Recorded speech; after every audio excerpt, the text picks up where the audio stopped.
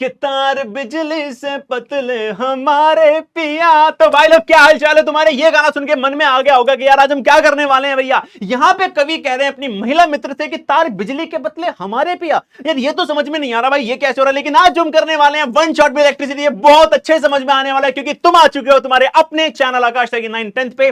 और यहाँ पे तुम्हारा बड़ी तुम्हारा आयन मैन आज फिर से एक बार बहुत ही जबरदस्त तरीके से धमाल मचाने वाला है तुम्हारे साथ में मिलकर, क्योंकि आज हम करने वाले हैं वन शॉट इलेक्ट्रिसिटी को कंप्लीट डिटेल में विद पीवाईक्यूज, एकदम डिटेल एक्सप्लेनेशन के साथ में और बहुत सारे इंपॉर्टेंट क्वेश्चन के साथ में। तो जल्दी से मुझे बताओ हाउ द जोश एवरीवन, क्योंकि आज कुछ नया होने वाला है बहुत धमाकेदार तरीके से। वो टॉपिक जो तुम्हें आज तक कभी भी समझ में नहीं है, भैया इलेक्ट्रिक पोटेंशियल क्या होता है, भैया इलेक्ट्रिसिटी फ्लो कैसे करती है, भैया करंट ऐसे जा रहा है, इलेक्ट्रॉन्स ऐसे जा रहे हैं, कभी किसी ने पता ही नहीं ऐसा क्यों हो रहा है। तो इन सारे क्वेश्चंस के आंसर तुम्हें आज इस सेशन में मिलने वाले हैं भाई लोग। तो जल्दी से एक बार जल्दी से मुझे लिख दो कि भैया एपीएम आत्मा से परमात्मा का मिलन करने का समय आ चुका है, जैसे हम हर बार करते हैं आपके सेशन में, आज फिर से करने वाले हैं। तो बिना किसी देरी के हम शुरुआत कर रहे हैं वन शॉट इलेक्ट्रिसिटी की।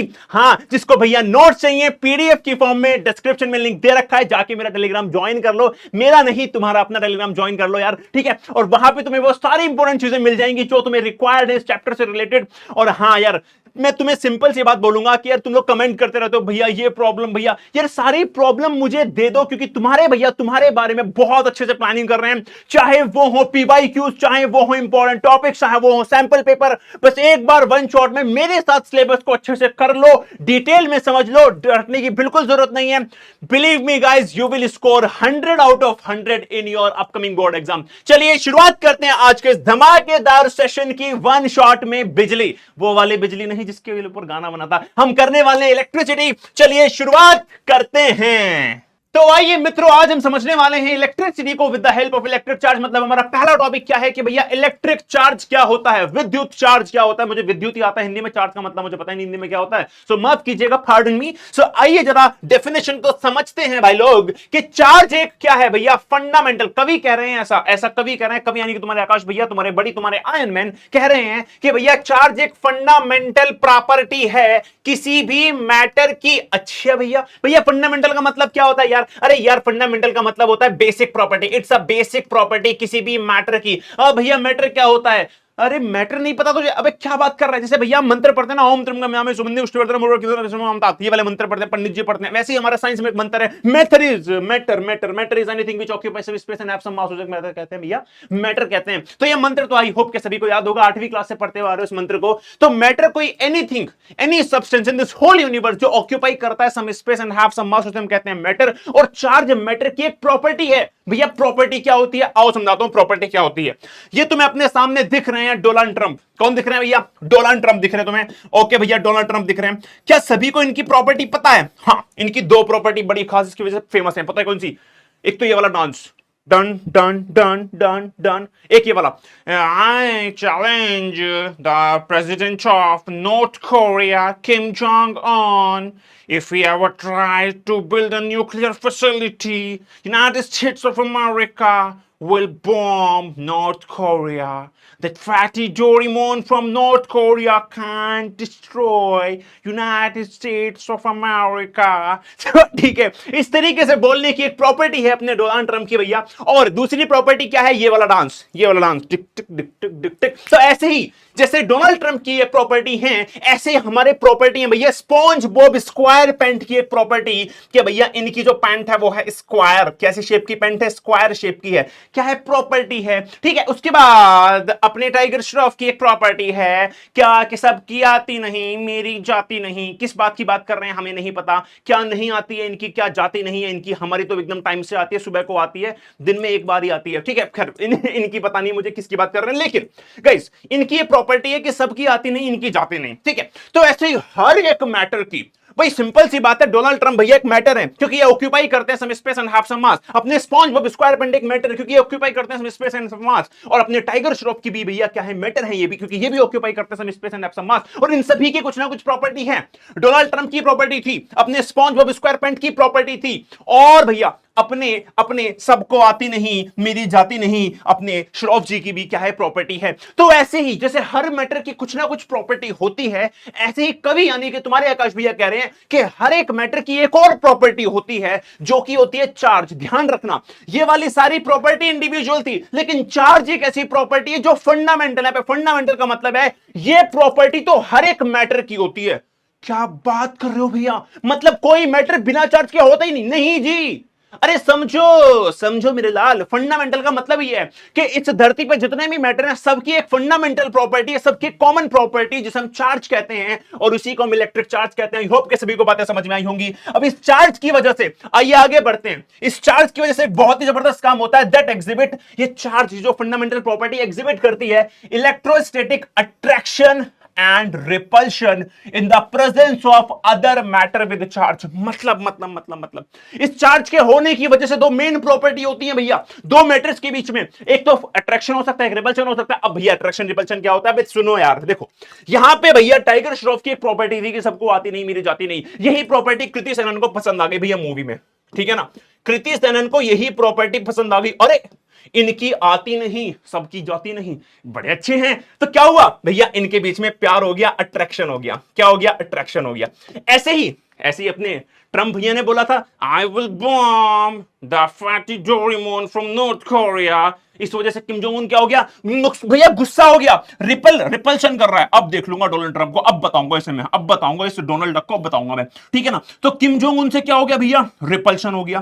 तो बेटा ऐसे ही क्या होता है, ऐसे ही क्या होता है, ध्यान रखिएगा कि जो चार्ज की प्रॉपर्टी होती है ना, फंडामेंटल प्रॉपर्टी, उससे भी या तो अट्रैक्शन हो सकता है, फिर रिपल्शन हो सकता है। अभी हम आगे जाके देखेंगे कि कैसे कैसे क्या क्या होता है। दूसरी बात भैया देखो, अट्रैक्शन और रिपल्शन हो रहा है, खींचेगा धकेलेगा, तो किस किस स्ट्रेंथ से खींचेगा, किस स्ट्रेंथ से धकेलेगा, तो उसकी कुछ ना कुछ वैल्यू होगी, और हर एक वैल्यू की एक यूनिट होती है, जैसे कि भैया डिस्टेंस की मीटर होती है, किलोमीटर होती है। ऐसे यहां पे होती है भैया कोलाम। क्या होती है, कोलाम। इसकी एसआई यूनिट होती है, इंटरनेशनल यूनिट होती है, और जो सीजीएस यूनिट होती है इसकी भैया वो होती है ईएसयू, इलेक्ट्रोस्टैटिक यूनिट। ध्यान रखना, पेपर पॉइंट ऑफ व्यू से तुम्हारे लिए ये याद रखना बहुत ज्यादा इंपॉर्टेंट है, ईएसयू को याद रखो या ना रखो। आई होप कि आपको पहली स्लाइड में मौज आ गई होगी कि भैया क्या कहना चाह रहा है कवि। अच्छा जी, आगे बढ़ते हैं। अब मैं तुम्हें बता दिया कि चार्ज एक प्रॉपर्टी होती है। हाँ भैया, चार्ज एक प्रॉपर्टी होती है, कोई दिक्कत वाली बात नहीं है। आगे बढ़ो। अब देखो जरा, चार्ज एक प्रॉपर्टी होती है, इसको थोड़ा और विस्तार में समझते हैं कि कैसे रिपेल करते हैं, कैसे अट्रैक्ट करते हैं, भैया विस्तार में बताइए।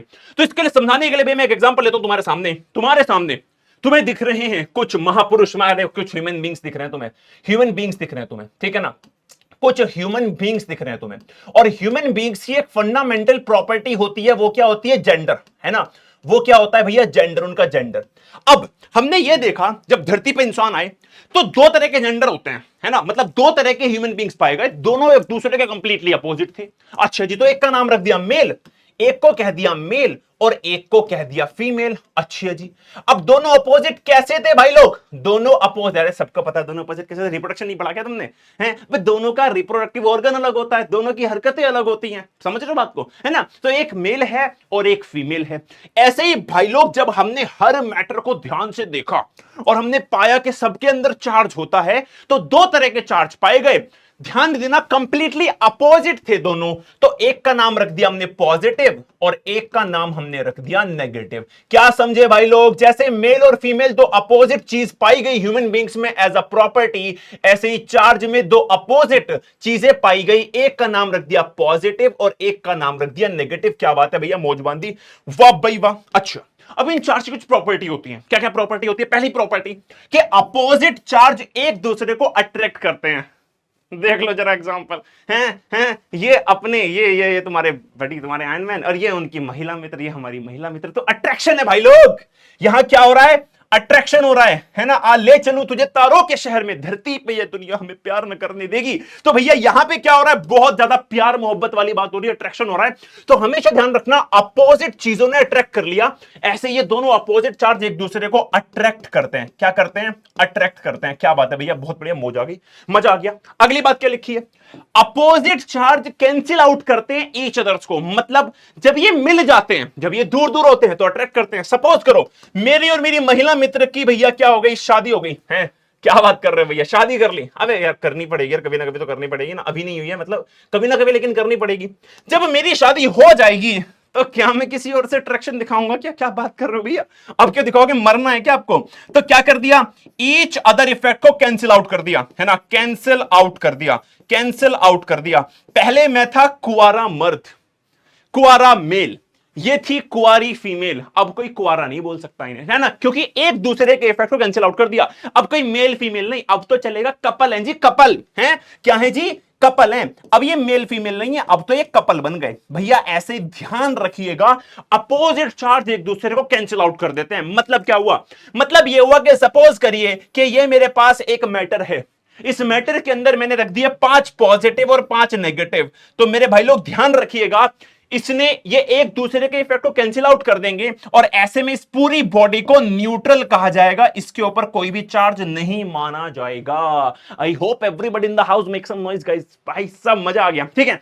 तो हमेशा ध्यान रखना, अपोजिट चार्ज एक दूसरे को अगर मिल जाते हैं तो क्या कर देते हैं, कैंसिल आउट कर देते हैं। जब दूर दूर होते हैं तो अट्रैक्ट करते हैं, ठीक है, ध्यान रखना। कैंसिल आउट करते हैं मिलने पे, अट्रैक्ट करते हैं दूर दूर होने पे, ठीक है ना। जब मेरी महिला मित्र से शादी नहीं हुई थी तो मैं बहुत अट्रैक्शन कर फील करता था, अरे यार आज वो मिलने आएंगी, ओ माय गॉड आज मैं मिलने जाऊंगा, अच्छे कपड़े पहनूंगा, घड़ी वड़ी पहनूंगा। लेकिन अब मेरी शादी हो गई, अब अरे ठीक है ना यार, क्या ही बड़ी बात हो गई, छोड़ो ना यार, अब तो मतलब छोड़ो यार, अब तो बस हो गया भाई जो होना था, समझ रहे बात को। तो कैंसिल आउट कर देते हैं ईच अदर जब मिल जाते हैं, ठीक है। अगला भैया, अगला point, same charge repel each other. अरे भैया इसका क्या मतलब है? इसका मतलब यह है कि मान लो मैं हूं मेल और मेरे सामने तुमने एक और मेल रख दिया, क्या यहां पे कोई अट्रैक्शन होगी क्या? रिपल्शन, ऑब्वियसली रिपल्शन होगी यार, है रिपल्शन होगी, है, ये भी मेल मैं भी मेल। अब आप बोलोगे भैया भैया भैया भैया, आपने शायद अभी देखा नहीं है मार्केट में क्या चल रहा है। अरे exception always exist, those are exception. मैं भी नेचुरली बात कर रहा हूं, है ना, नेचुरली बात कर रहा हूं, and I am not taking care, ठीक है यार वो तो गलत है, सही है, नहीं नहीं नहीं, वो एक्सेप्शन जहां है वो ठीक है, लेकिन अभी बात चल रही है नेचुरली की। तो क्या यहां पे कोई अट्रैक्शन होगा? नहीं जी, कोई यहां पे तो बढ़िया रिपल्शन होगा। अरे अरे हटो यार, हटो यार, हटो भाई, तुमसे कोई जरूरत हो ना मुझे, तो महिला मित्र चाहिए ना, आप कहां रहे हैं बीच में? तो यहां पे रिपल्शन है। तो ध्यान रखेंगे, सेम चार्ज एक दूसरे को रिपेल करते हैं, पॉजिटिव के पॉजिटिव सामने अगर आ गया तो धकेलेंगे एक दूसरे को, धक्का लगाएंगे कि भाई दूर जा दूर जा, हट हट हट दूर जा, हट पागल, ठीक है। तो इस तरीके से आपको सारी प्रॉपर्टी याद रखनी है, पॉजिटिव नेगेटिव चार्ज को बहुत अच्छे समझ लिया। आइए इसको और स्ट्रॉन्ग कर लेते हैं। चलिए जी, अगला अपना एक कॉन्सेप्ट समझते हैं छोटा सा। सभी लोगों ने एटम्स पढ़ रखे हैं भैया, केमिस्ट्री आप भी तो पढ़ाते हो भैया, पढ़ रखे हैं, बहुत बढ़िया पढ़ रखे हैं, मौज मान रखी है भैया केमिस्ट्री में। तो जल्दी से देखो, केमिस्ट्री में भैया एटम्स होते हैं, सबको पता है एटम्स दो, मेनली दो, मतलब वैसे तो 3 चीजें होती हैं, लेकिन मेन जो उसमें जो भैया जिनका बहुत नाम होता है वो होती है 2 चीजें। कौन कौन सी? एक होता है अपना प्रोटॉन, सही बात है, और एक होता है अपना इलेक्ट्रॉन। ध्यान रखिएगा, ये चार्ज पार्टिकल है, ये वो पार्टिकल हैं जो भैया कैरी करते हैं चार्ज को। प्रोटॉन पॉजिटिव चार्ज को कैरी करता है और इलेक्ट्रॉन नेगेटिव चार्ज को कैरी करता है। अच्छा भैया, लेकिन ध्यान रखना, कभी भी कोई एटम के ऊपर कोई चार्ज नहीं होता, एटम के ऊपर कभी कोई चार्ज नहीं होता। क्यों नहीं होता? क्योंकि ध्यान रखिएगा, सपोज करिए कि एक सोडियम का एटम है मेरे पास, सोडियम के एटम में जितने प्रोटॉन होते हैं उतने ही इलेक्ट्रॉन होते हैं। एज अ रिजल्ट प्रोटॉन के ऊपर भैया +11 प्रोटॉन -11 इलेक्ट्रॉन, दोनों एक दूसरे को कैंसिल आउट कर देते हैं, और जो ओवरऑल चार्ज आता है, जो नेट चार्ज आता है भाई लोग, वो कितना हो जाता है? वो हो जाता है यहां पे 0। कितना हो जाएगा भैया? 0 हो जाएगा। अच्छी है जी, अच्छी है जी। इसलिए ध्यान रखना, हर एक एटम के ऊपर हम कहते हैं कि भैया वो न्यूट्रल, उसके ऊपर कोई चार्ज नहीं है। लेकिन यहीं पे तुम्हें बताऊंगा ये बहुत जबरदस्त बात, तुमने बहुत सारे एक्सपेरिमेंट देखे होंगे मार्केट में होते हुए, ठीक है ना, इवन मैं भी करवाऊंगा, मेरे शॉर्ट्स वाला सेक्शन जाके खोलना, एक्सपेरिमेंट भरे पड़े हैं, ठीक है, ये वाला एक्सपेरिमेंट जल्दी होने वाला है, ठीक है। अब ध्यान से देखना, सपोज करिए मेरे पास एक बॉडी है, ठीक है ना, ये मेरे पास एक बॉडी है, लेट्स सपोज ये एक आयरन की रोड है, ये क्या है? एक आयरन की रोड है, ठीक है ना। अच्छा भैया ठीक है, कोई दिक्कत वाली बात नहीं है। मैंने क्या किया, एक कपड़ा लिया जिसके ऊपर फर होते हैं, और उस कपड़े को इसके ऊपर क्या किया? रब किया, ठीक है ना। मैंने फर वाले कपड़े को इसके ऊपर रब किया, तो बेटा होगा क्या? ऐसे देखो, ऐसा होगा क्या? ध्यान रखना, अगर ओरिजिनली कोई भी मैटर अट्रैक्शन रिपल्शन शो नहीं कर रहा है तो उसका मतलब यह नहीं है कि उसके ऊपर चार्ज नहीं है, इसका मतलब यह है कि उसके ऊपर जितने पॉजिटिव उतने नेगेटिव है। मतलब क्या हुआ? मतलब यह हुआ कि एक आयरन की रोड है, भाई ये ना तो कोई अट्रैक्शन शो कर रही है ना कोई रिपल्शन शो कर रही है। इसका मतलब ये होगा कि यार इसके ऊपर अगर 20 लेट सपोज 20 प्रोटॉन है तो 20 ही इलेक्ट्रॉन होंगे, एक दूसरे के को कैंसिल आउट कर रखा है, इसलिए मैं जीरो चार्ज दिखाई पड़ रहा है लेकिन अंदर चार्ज पूरे हैं। ऐसे ही मान लो ये फर है, अभी ये फर कोई भी अट्रैक्शन या फिर रिपल्शन शो नहीं कर रहा, मान लेते हैं अभी इसके ऊपर 10 प्रोटॉन है और 10 इलेक्ट्रॉन है, कोई वो नहीं शो कर रहा, भैया ओवरऑल क्या है, जीरो है। मान लो मैं इसको बहुत तेजी से रब करने लगूं इस आयरन की रोड पे, मैंने रब कर दिया, रब रब रब रब रब रब रब कर दिया भैया, इस फ्रिक्शन होने की वजह से हो सकता है कि कुछ यहां से इलेक्ट्रॉन क्या हुए, उड़ के वहां चले जाएंगे। ध्यान रखना, ध्यान रखना, किसी भी एटम के केस में अगर मैं बात करूं तो सेंटर में न्यूक्लियस होता है विच इज पॉजिटिवली चार्ज, क्योंकि सारे के सारे प्रोटॉन यहां पे कॉन्सेंट्रेटेड होते हैं, जबकि तुम्हारे जो इलेक्ट्रॉन्स होते हैं वो चारों तरफ घूम रहे होते हैं। तो इलेक्ट्रॉन्स के लिए आसान है अपनी पोजीशन को, अपनी जगह को चेंज करना। तो इलेक्ट्रॉन्स खासकर क्या करते हैं, जब अपने फ्रिक्शन देते हो, रब करते हो, तो इधर से उधर जा सकते हैं। ठीक है, तो क्या हुआ, मान लो इस रब करने में यहां से कुछ इलेक्ट्रॉन्स निकल के वहां भाग गए। अच्छा जी, ऐसे में क्या हुआ, यहां से मान लो 2 निकल गए तो 8 इलेक्ट्रॉन बचे यहां पे। अच्छा, और यहां पे प्लस 2 हो गए, मतलब 22 इलेक्ट्रॉन हो गए यहां पे। अब इससे हुआ क्या बेटा, इससे यह हुआ कि ओवरऑल इसमें 20 प्रोटॉन 22 इलेक्ट्रॉन, तो नेगेटिव चीजें ज्यादा है, कितने ज्यादा, 2 ज्यादा, तो यह हो गया ओवरऑल -2 नेगेटिव। सही बात है, ओवरऑल माइनस नेगेटिव। और बेटा इसकी अगर मैं बात करूं, यहां पे अगर मैं इसकी बात करूं तो ये 10 प्रोटॉन है 8 इलेक्ट्रॉन है, तो ये ओवरऑल क्या हो गया, 2 पॉजिटिव। अच्छा, अब इससे होगा क्या, मान लो कि मैं इस रोड को अब उठा के कहीं ऐसी जगह ले जाऊं जिस दूसरे के ऊपर पॉजिटिव चार्ज है, तो ये उससे क्या करेगा, अट्रैक्शन शो करेगा। क्या करेगा, अट्रैक्शन शो करेगा। तुमने बहुत बार देखा होगा, हम कंघे को ऐसे रब करते हैं अपने सिर पे और पेपर करते हैं, पेपर के सामने, पेपर उड़ के उसके ऊपर आ जाते हैं, देखा है ना। तो वो यही एक्सपेरिमेंट होता है। तो हम किसी भी चीज को फ्रिक्शन से रब करके उसके ऊपर चार्ज ला सकते हैं, और जैसे ही चार्ज आएगा, अगर अपोजिट चार्ज होगा तो अट्रैक्शन, मान लो यहाँ पे कोई पॉजिटिव चीज रखी है तो इनके बीच में अट्रैक्शन शुरू हो जाएगा, और मान लो कोई नेगेटिव रखी होती तो रिपल्शन शुरू हो जाता। लेकिन ध्यान रखना, ओरिजिनली हर एक एटम के ऊपर क्या होते हैं, same positive same negative charge होते हैं। रब करते वक्त आप चार्ज को इधर उधर करते हैं इलेक्ट्रॉन्स को, जिस वजह से वो अट्रैक्शन या रिपेल करते हैं। ये सारे एक्सपेरिमेंट जितने भी आपके हैं ना, रोड पे कंबल को रब करते हैं, ये सब करते हैं, वो सब उसी से आया है। ठीक है, अभी एक एक्सपेरिमेंट में तुम्हें और बताऊंगा, तुम्हें लिटरली बहुत मजा आएगा। ठीक है, चलो तो शुरुआत करते हैं। आइए जरा एक अगली चीज से, जिसका नाम है इलेक्ट्रिक चार्ज में ध्यान दो। अगर तुमसे कोई पूछे कि तुमने भी बताया कि भी एटम्स में इलेक्ट्रॉन्स होते हैं, प्रोटॉन्स होते हैं, इलेक्ट्रॉन्स का कुछ ना कुछ चार्ज का वैल्यू होती होगी। आपने बताया था कि भाई वैल्यू होती है तभी तो उसकी कूलम्ब यूनिट है, कितनी होती है। तो ध्यान रखना, आपको याद रखना ये कि इलेक्ट्रॉन का चार्ज होता है माइनस का 1.60 10 -19 कूलम्ब। ठीक है, माइनस लगा होता है क्योंकि माइनस का चार्ज होता है। प्रोटॉन में सेम होता है, बस वहां पे पॉजिटिव चार्ज लगा दोगे। अच्छा, मास की बात करें तो इलेक्ट्रॉन का मास बहुत छोटा है, 9.11 10 -31। यहां पे 1.67 10 -27 आते, बोलेंगे भैया भैया भैया भैया भैया ये तो बड़ा है ना, 9.11 1. ये छोटा है। आप कह रहे हो कि ये वाला छोटा है, अरे मेरे लाल यहां देख कितनी डेसिमल्स हैं, -31 डेसिमल्स हैं, बहुत छोटा।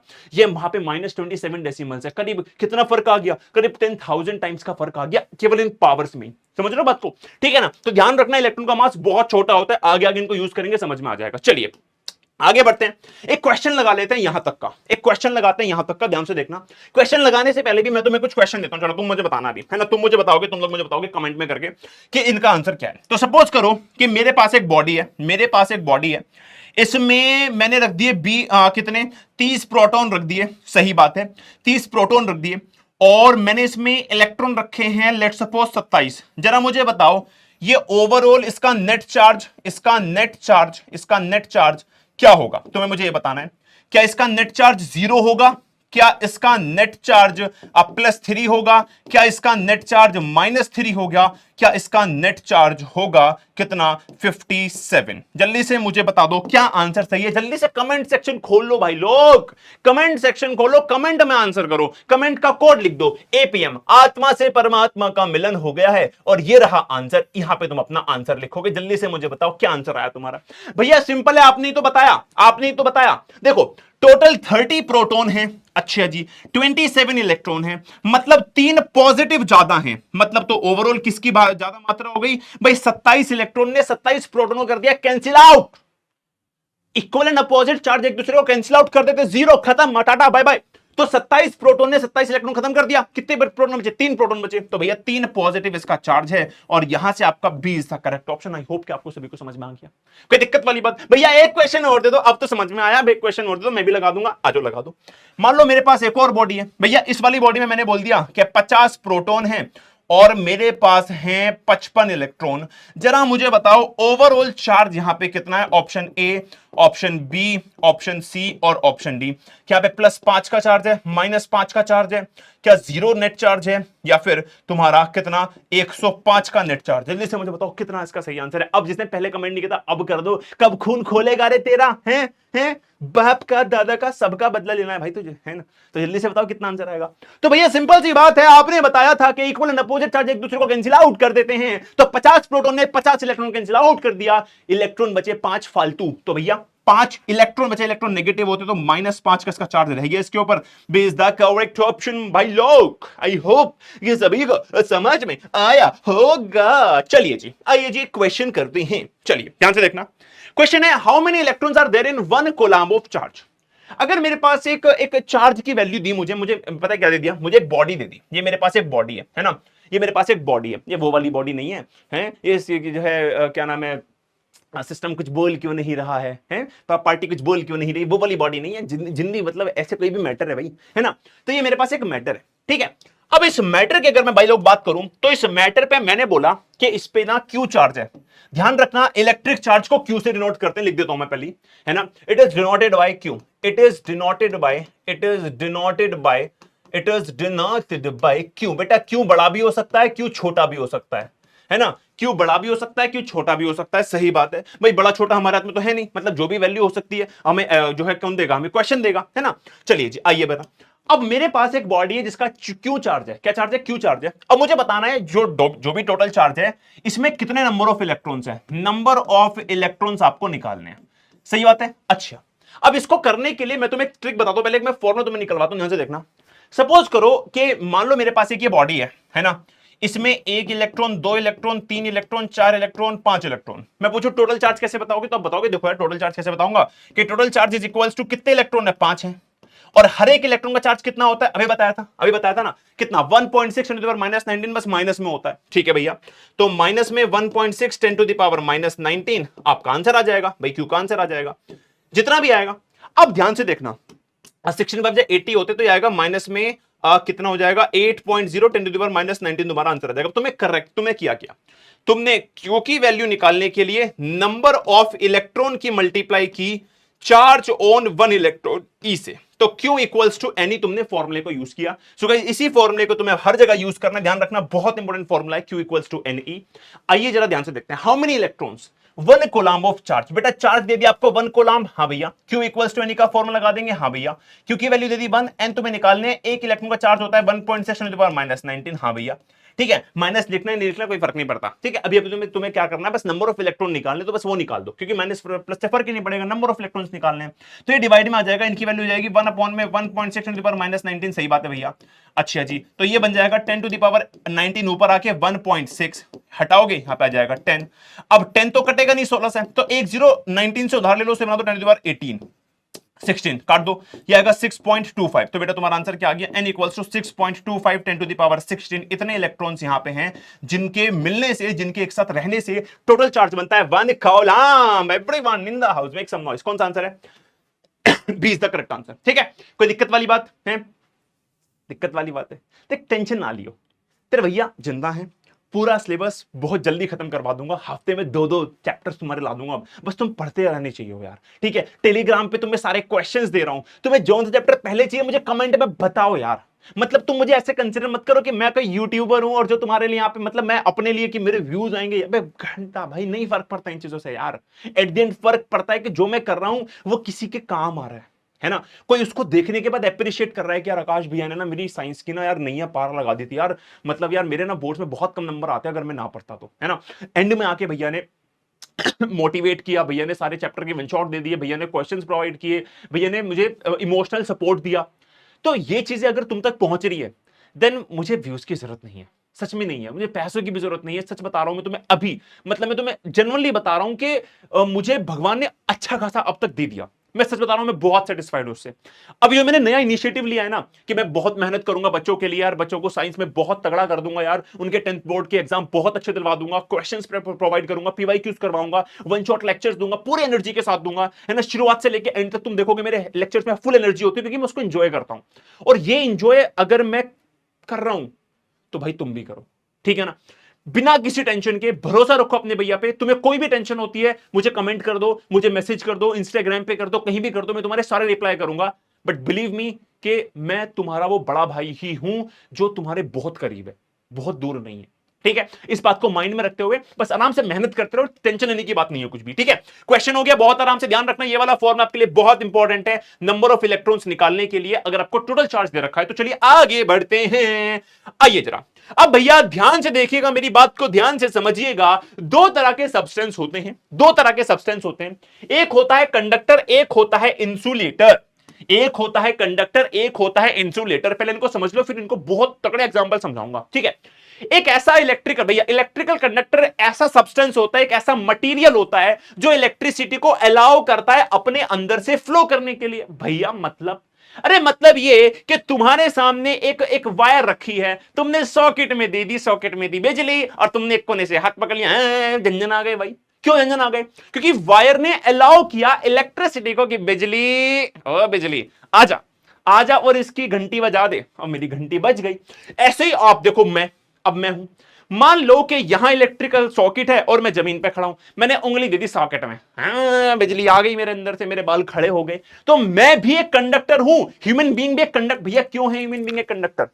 सारी बातें पता चल जाएंगी, थोड़ा सा वेट कर ले बस, ठीक है। तो ह्यूमन बॉडी भी एक कंडक्टर है, अर्थ भी एक कंडक्टर है, अर्थ भी एक कंडक्टर है, समझ रहे बात को? अच्छा ठीक है भैया, आगे बढ़ो। इंसुलेटर क्या होते हैं? जो अपने अंदर से फ्लो नहीं करवाते, जो अलाउ नहीं करते इलेक्ट्रिसिटी को अपने अंदर से फ्लो करने के लिए, जैसे कि प्लास्टिक, जैसे कि ग्लास, जैसे कि लकड़ी। भैया प्लास्टिक की चीजों से इलेक्ट्रिसिटी पास नहीं होती, समझ रहे हो? इसलिए इलेक्ट्रिक जब भी कोई बिजली काम करते हैं तो हम क्या करते हैं, प्लास्टिक के ग्लव्स पहनते हैं, ठीक है।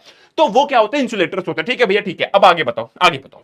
अब यहां से तुम्हें समझ में आएगा रियलिटी में इलेक्ट्रिसिटी है क्या। इलेक्ट्रिक चार्ज समझ में आ गया, कंडक्टर समझ में आ गया, इंसुलेटर समझ में आ गया। कंडक्टर इंसुलेटर को अच्छे समझेंगे अब चार्ज को समझ के। देखो इलेक्ट्रिसिटी दो तरह की होती है, अब हम समझने वाले इलेक्ट्रिसिटी क्या होती है। इलेक्ट्रिसिटी पहले समझ लो, दो तरह की होती है, एक होती है स्टैटिक और एक होती है करंट, ठीक है। एक होती है करंट, दोनों का मतलब क्या समझाता हूं। देखो इलेक्ट्रिक चार्ज और इलेक्ट्रिसिटी नाम एक जैसे हैं, दोनों भाई भाई से लग रहे हैं, दोनों रिलेटेड हैं। कैसे है देखो, when charge is in rest, हर एक बॉडी के ऊपर चार्ज होता है, अगर वो चार्ज रेस्ट में जाके बैठ गया है तो उसे कहते हैं हम लोग स्टैटिक इलेक्ट्रिसिटी।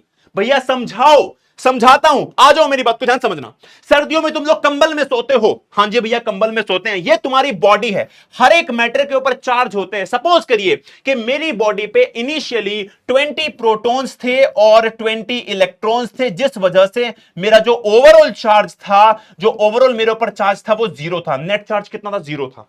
ये जिस कंबल, भैया मैं कंबल ओढ़ के लेटा हूं, इस कंबल की अगर मैं बात करूं भाई लोग, तो इस कंबल के ऊपर एक चार्ज था, इसके ऊपर 10 प्रोटॉन थे, 10 इलेक्ट्रॉन थे, तो इसका भी ओवरऑल चार्ज भैया जीरो था। क्या था? ओवरऑल चार्ज इसका भी जीरो था, ठीक है। नेट चार्ज जीरो था। मैंने कंबल को ओढ़ दिया भैया, मैंने कंबल को ओढ़ा और ऐसे घिस रहा हूं उसको अपने सर पे। अरे भैया सोते हुए क्या करते, भाई सोता हुआ है, भाई सोया हुआ है, अरे मुझे देख कंबल यार, खींच लिया कंबल यार, और उसने खींच लिया कंबल। खींचते खींचते बहुत ज्यादा फ्रिक्शन हो गई, फ्रिक्शन हो गई। अच्छा भैया इस फ्रिक्शन में, फ्रिक्शन समझते हो ना, घर्षण बल है, घिसड़ता हुआ, जो घिसड़ते हुए फोर्स लगती है, तो जब घिसड़ते हैं तो मैटर के पार्टिकल्स में उथल पुथल होती है, थोड़े बहुत इलेक्ट्रॉन खिसक के आ जाते हैं बाहर, क्योंकि इलेक्ट्रॉन तो आ सकते हैं, वो तो दूर दूर होते हैं न्यूक्लियस से। तो हुआ क्या भैया, इस घिसड़ने के चक्कर में यहां से दो इलेक्ट्रॉन निकल के भैया मेरी बॉडी पे आ गए। कितने? दो इलेक्ट्रॉन निकल के आ गए मेरी बॉडी पे। तो यहां से माइनस जब दो इलेक्ट्रॉन हुआ तो बेटा ओवरऑल इसके ऊपर चार्ज तो रह गया कितना भाई, 10 प्रोटॉन और 8 इलेक्ट्रॉन, है ना। 10 प्रोटॉन 8 इलेक्ट्रॉन, तो ये तो ओवरऑल बन गया मेरा कितना, प्लस का 2 चार्ज वाला, क्योंकि प्लस 2 रह गया। और मेरे पास जब ये दो इलेक्ट्रॉन्स भैया आ गए, मेरे पास जब ये दो इलेक्ट्रॉन्स आ गए तो मैं बन गया 20 प्रोटॉन प्लस में अपने 22 इलेक्ट्रॉन वाला, और ओवरऑल चार्ज मेरे ऊपर आ गया माइनस का 2। मतलब मेरे ऊपर दो इलेक्ट्रॉन फालतू है ना, दो इलेक्ट्रॉन फालतू में। अब वो दो इलेक्ट्रॉन मेरे ऊपर आके बैठ गए तो मुझे भी कोई दिक्कत नहीं हो रही। तो अभी के लिए मैं कंबल से उठा, मैं घूम रहा हूं बाहर, तो मेरे ऊपर दो इलेक्ट्रॉन बैठे हुए हैं। वो बैठे हुए हैं, कुछ नहीं कर रहे हैं। तो अभी मैं यहां पे शो कर रहा हूं स्टैटिक इलेक्ट्रिसिटी का एग्जांपल, क्योंकि चार्ज बैठे हुए हैं। कौन सी इलेक्ट्रिसिटी है? स्टैटिक इलेक्ट्रिसिटी है। क्यों? क्योंकि मेरे ऊपर चार्ज बैठे हैं। जब मैं न्यूट्रल था कोई स्टैटिक इलेक्ट्रिसिटी थी नहीं। क्यों? क्योंकि इक्वल और अपोजिट चार्ज से दोनों ने एक दूसरे को कैंसिल आउट कर रखा था, तो कोई चार्ज था ही नहीं। अब घर्षण बल, फ्रिक्शन के कारण मेरे ऊपर 2 इलेक्ट्रॉन फालतू आए, तो भाई मेरे ऊपर अब स्टैटिक इलेक्ट्रिसिटी आ गई। ठीक है भैया। अब जैसे ही भाई लोग मैं गया, मैं बैठा एक चेयर पे, प्लास्टिक की चेयर पे। प्लास्टिक की चेयर भैया इलेक्ट्रिसिटी को अलाउ नहीं करती। अभी बताया इंसुलेटर क्या होते हैं जो इलेक्ट्रिसिटी को अलाउ नहीं करते। तो अभी भी वो मेरे चार्ज मेरे ऊपर ही बैठे हैं, वो कहीं जा ही नहीं रहे हैं, क्योंकि प्लास्टिक की जो है जो चेयर है वो उसको अलाउ ही नहीं कर रही अपने ऊपर आने के। तो मैं जब प्लास्टिक की चेयर के ऊपर बैठा, मैं जब प्लास्टिक की चेयर के ऊपर बैठा, तो भैया यहां पे कुछ नहीं हुआ, प्लास्टिक की चेयर पे कुछ नहीं हुआ। ठीक है ना? अच्छा, अब प्लास्टिक की चेयर से उठ के मैं जा रहा हूं दूसरे कमरे में, और मैंने छू लिया एक इसका मेटल का हैंडल। भैया ये मेटल का हैंडल बना हुआ था, और मेटल जितने भी होते हैं वो सारे अलाउ करते हैं इलेक्ट्रिसिटी को पास थ्रू इट। और भैया जैसे ही मैंने इसको पकड़ा, मेरे सिर पे 2 इलेक्ट्रॉन बैठे थे, है ना, मेरे यहां पे 2 इलेक्ट्रॉन बैठे थे मेरी बॉडी के ऊपर। ओ भैया ये बॉडी से होते हुए हाथ से वहां जाके उसमें पास हो गए, और जहां जहां से ये दौड़े वहां वहां इन्होंने मेरी नर्व्स को हिला दिया, और मुझे लगा झटका। ओए भाई साहब ये क्या हो गया? झटका लगा भाई नर्व को। क्यों? क्योंकि जहां जहां से इलेक्ट्रॉन जा रहे हैं उस मेटल के, मैं पैर लगाता तो पैर से होते हुए जाता, पैर में झटका लगता, आई मम्मी, है ना, हाथ लगाया तो हाथ से लगा, मैं होठों से छू लेता तो होठों पे झटका लगता। भाई लोग अभी मैं कल एक रील देख रहा था, है ना, मतलब एक्सपेरिमेंटल रील देख रहा था, तुम्हारी तरह नहीं देखता हूं मैं उबड़ खाबड़ रील, ठीक है ना। तो मैं देख रहा था वो वाली। तो उसमें क्या करता है, उसमें क्या करता है, लोगों की भैया क्यूरियोसिटी पता नहीं कहां जा रही है। तो उसमें वो पहले अपनी जो महिला मित्र होती हैं उनके ऊपर ऐसा कंबल करता है, उनके ऊपर चार्ज आ जाता है, और फिर वो दोनों क्या करते हैं, चुंबन प्रक्रिया करते हैं। मतलब नॉर्मल वाली, मतलब वो वाली नहीं, तो नॉर्मल सी, मतलब है ना, वो गाल पे जैसे कर लेते हैं। भैया उसके गाल पे क्या होता है, अरे भाई सब करंट लग जाता है उसके गाल पे। ठीक है, सच में यही हुआ था भाई, मैंने देखी थी, मैं झूठ नहीं बोला, सच में। तो अगर तुम होठ लगाते तो होठ की नर्व से हिल जाती, तुम्हें शॉक लगता। तुमने हाथ से लगाया तो भाई शॉक लगा। अब ध्यान दो, यहां पे जब 2 इलेक्ट्रॉन्स चल के आ रहे हैं, तो when charge is in motion, तो उसे हम कहते हैं current electricity. So everybody in the house make some noise। जल्दी से बताएंगे स्टैटिक इलेक्ट्रिसिटी, करंट इलेक्ट्रिसिटी समझ में आई कि नहीं आई? अगर आ गई है तो जल्दी से चैट बॉक्स में, कमेंट बॉक्स में लिख दो एपीएम। भैया आत्मा से परमात्मा का मिलन समझ में नहीं आया था, लेकिन आज समझ में आ गया। चलिए जी, बहुत बढ़िया बात है। स्टैटिक इलेक्ट्रिसिटी, करंट इलेक्ट्रिसिटी में समझ में आ गई। आइए अब आगे बढ़ते हैं। ठीक है, इलेक्ट्रिसिटी समझ में आ गई। जब चार्ज मूव करते हैं, फ्लो ऑफ चार्ज को कहते हैं हम लोग इलेक्ट्रिसिटी। करंट इलेक्ट्रिसिटी में स्टैटिक नहीं पढ़नी, में करंट पढ़नी है। ठीक है, अब इसको डिफाइन कैसे करेंगे? The electric current as the rate of flow of electric charge through a conductor. अब इलेक्ट्रिक करंट, इलेक्ट्रिसिटी समझ में आ गई, करंट इलेक्ट्रिसिटी क्या होती है। अब उसी में एक होता है इलेक्ट्रिक करंट। ये क्या होता है भाई साहब, इसे डिनोट करते हैं हम लोग कैपिटल आई से। ठीक है, the rate of flow of charge. देखो यार, इलेक्ट्रिसिटी मैंने क्या बताया, मैंने अभी बताया तुम्हें भाई लोग, इलेक्ट्रिसिटी क्या बताया, तार बिजली के अपने, नहीं, तार बिजली से पतले हमारे पिया। ठीक है, तो इलेक्ट्रिसिटी क्या होता है भाई लोग, करंट इलेक्ट्रिसिटी क्या था, ये था हमारा when charge is in motion, when charge is in motion, when charge is in motion. ठीक है ना, इसे हमने बोला जी इलेक्ट्रिक करंट बोला हमने। सही बात है भैया।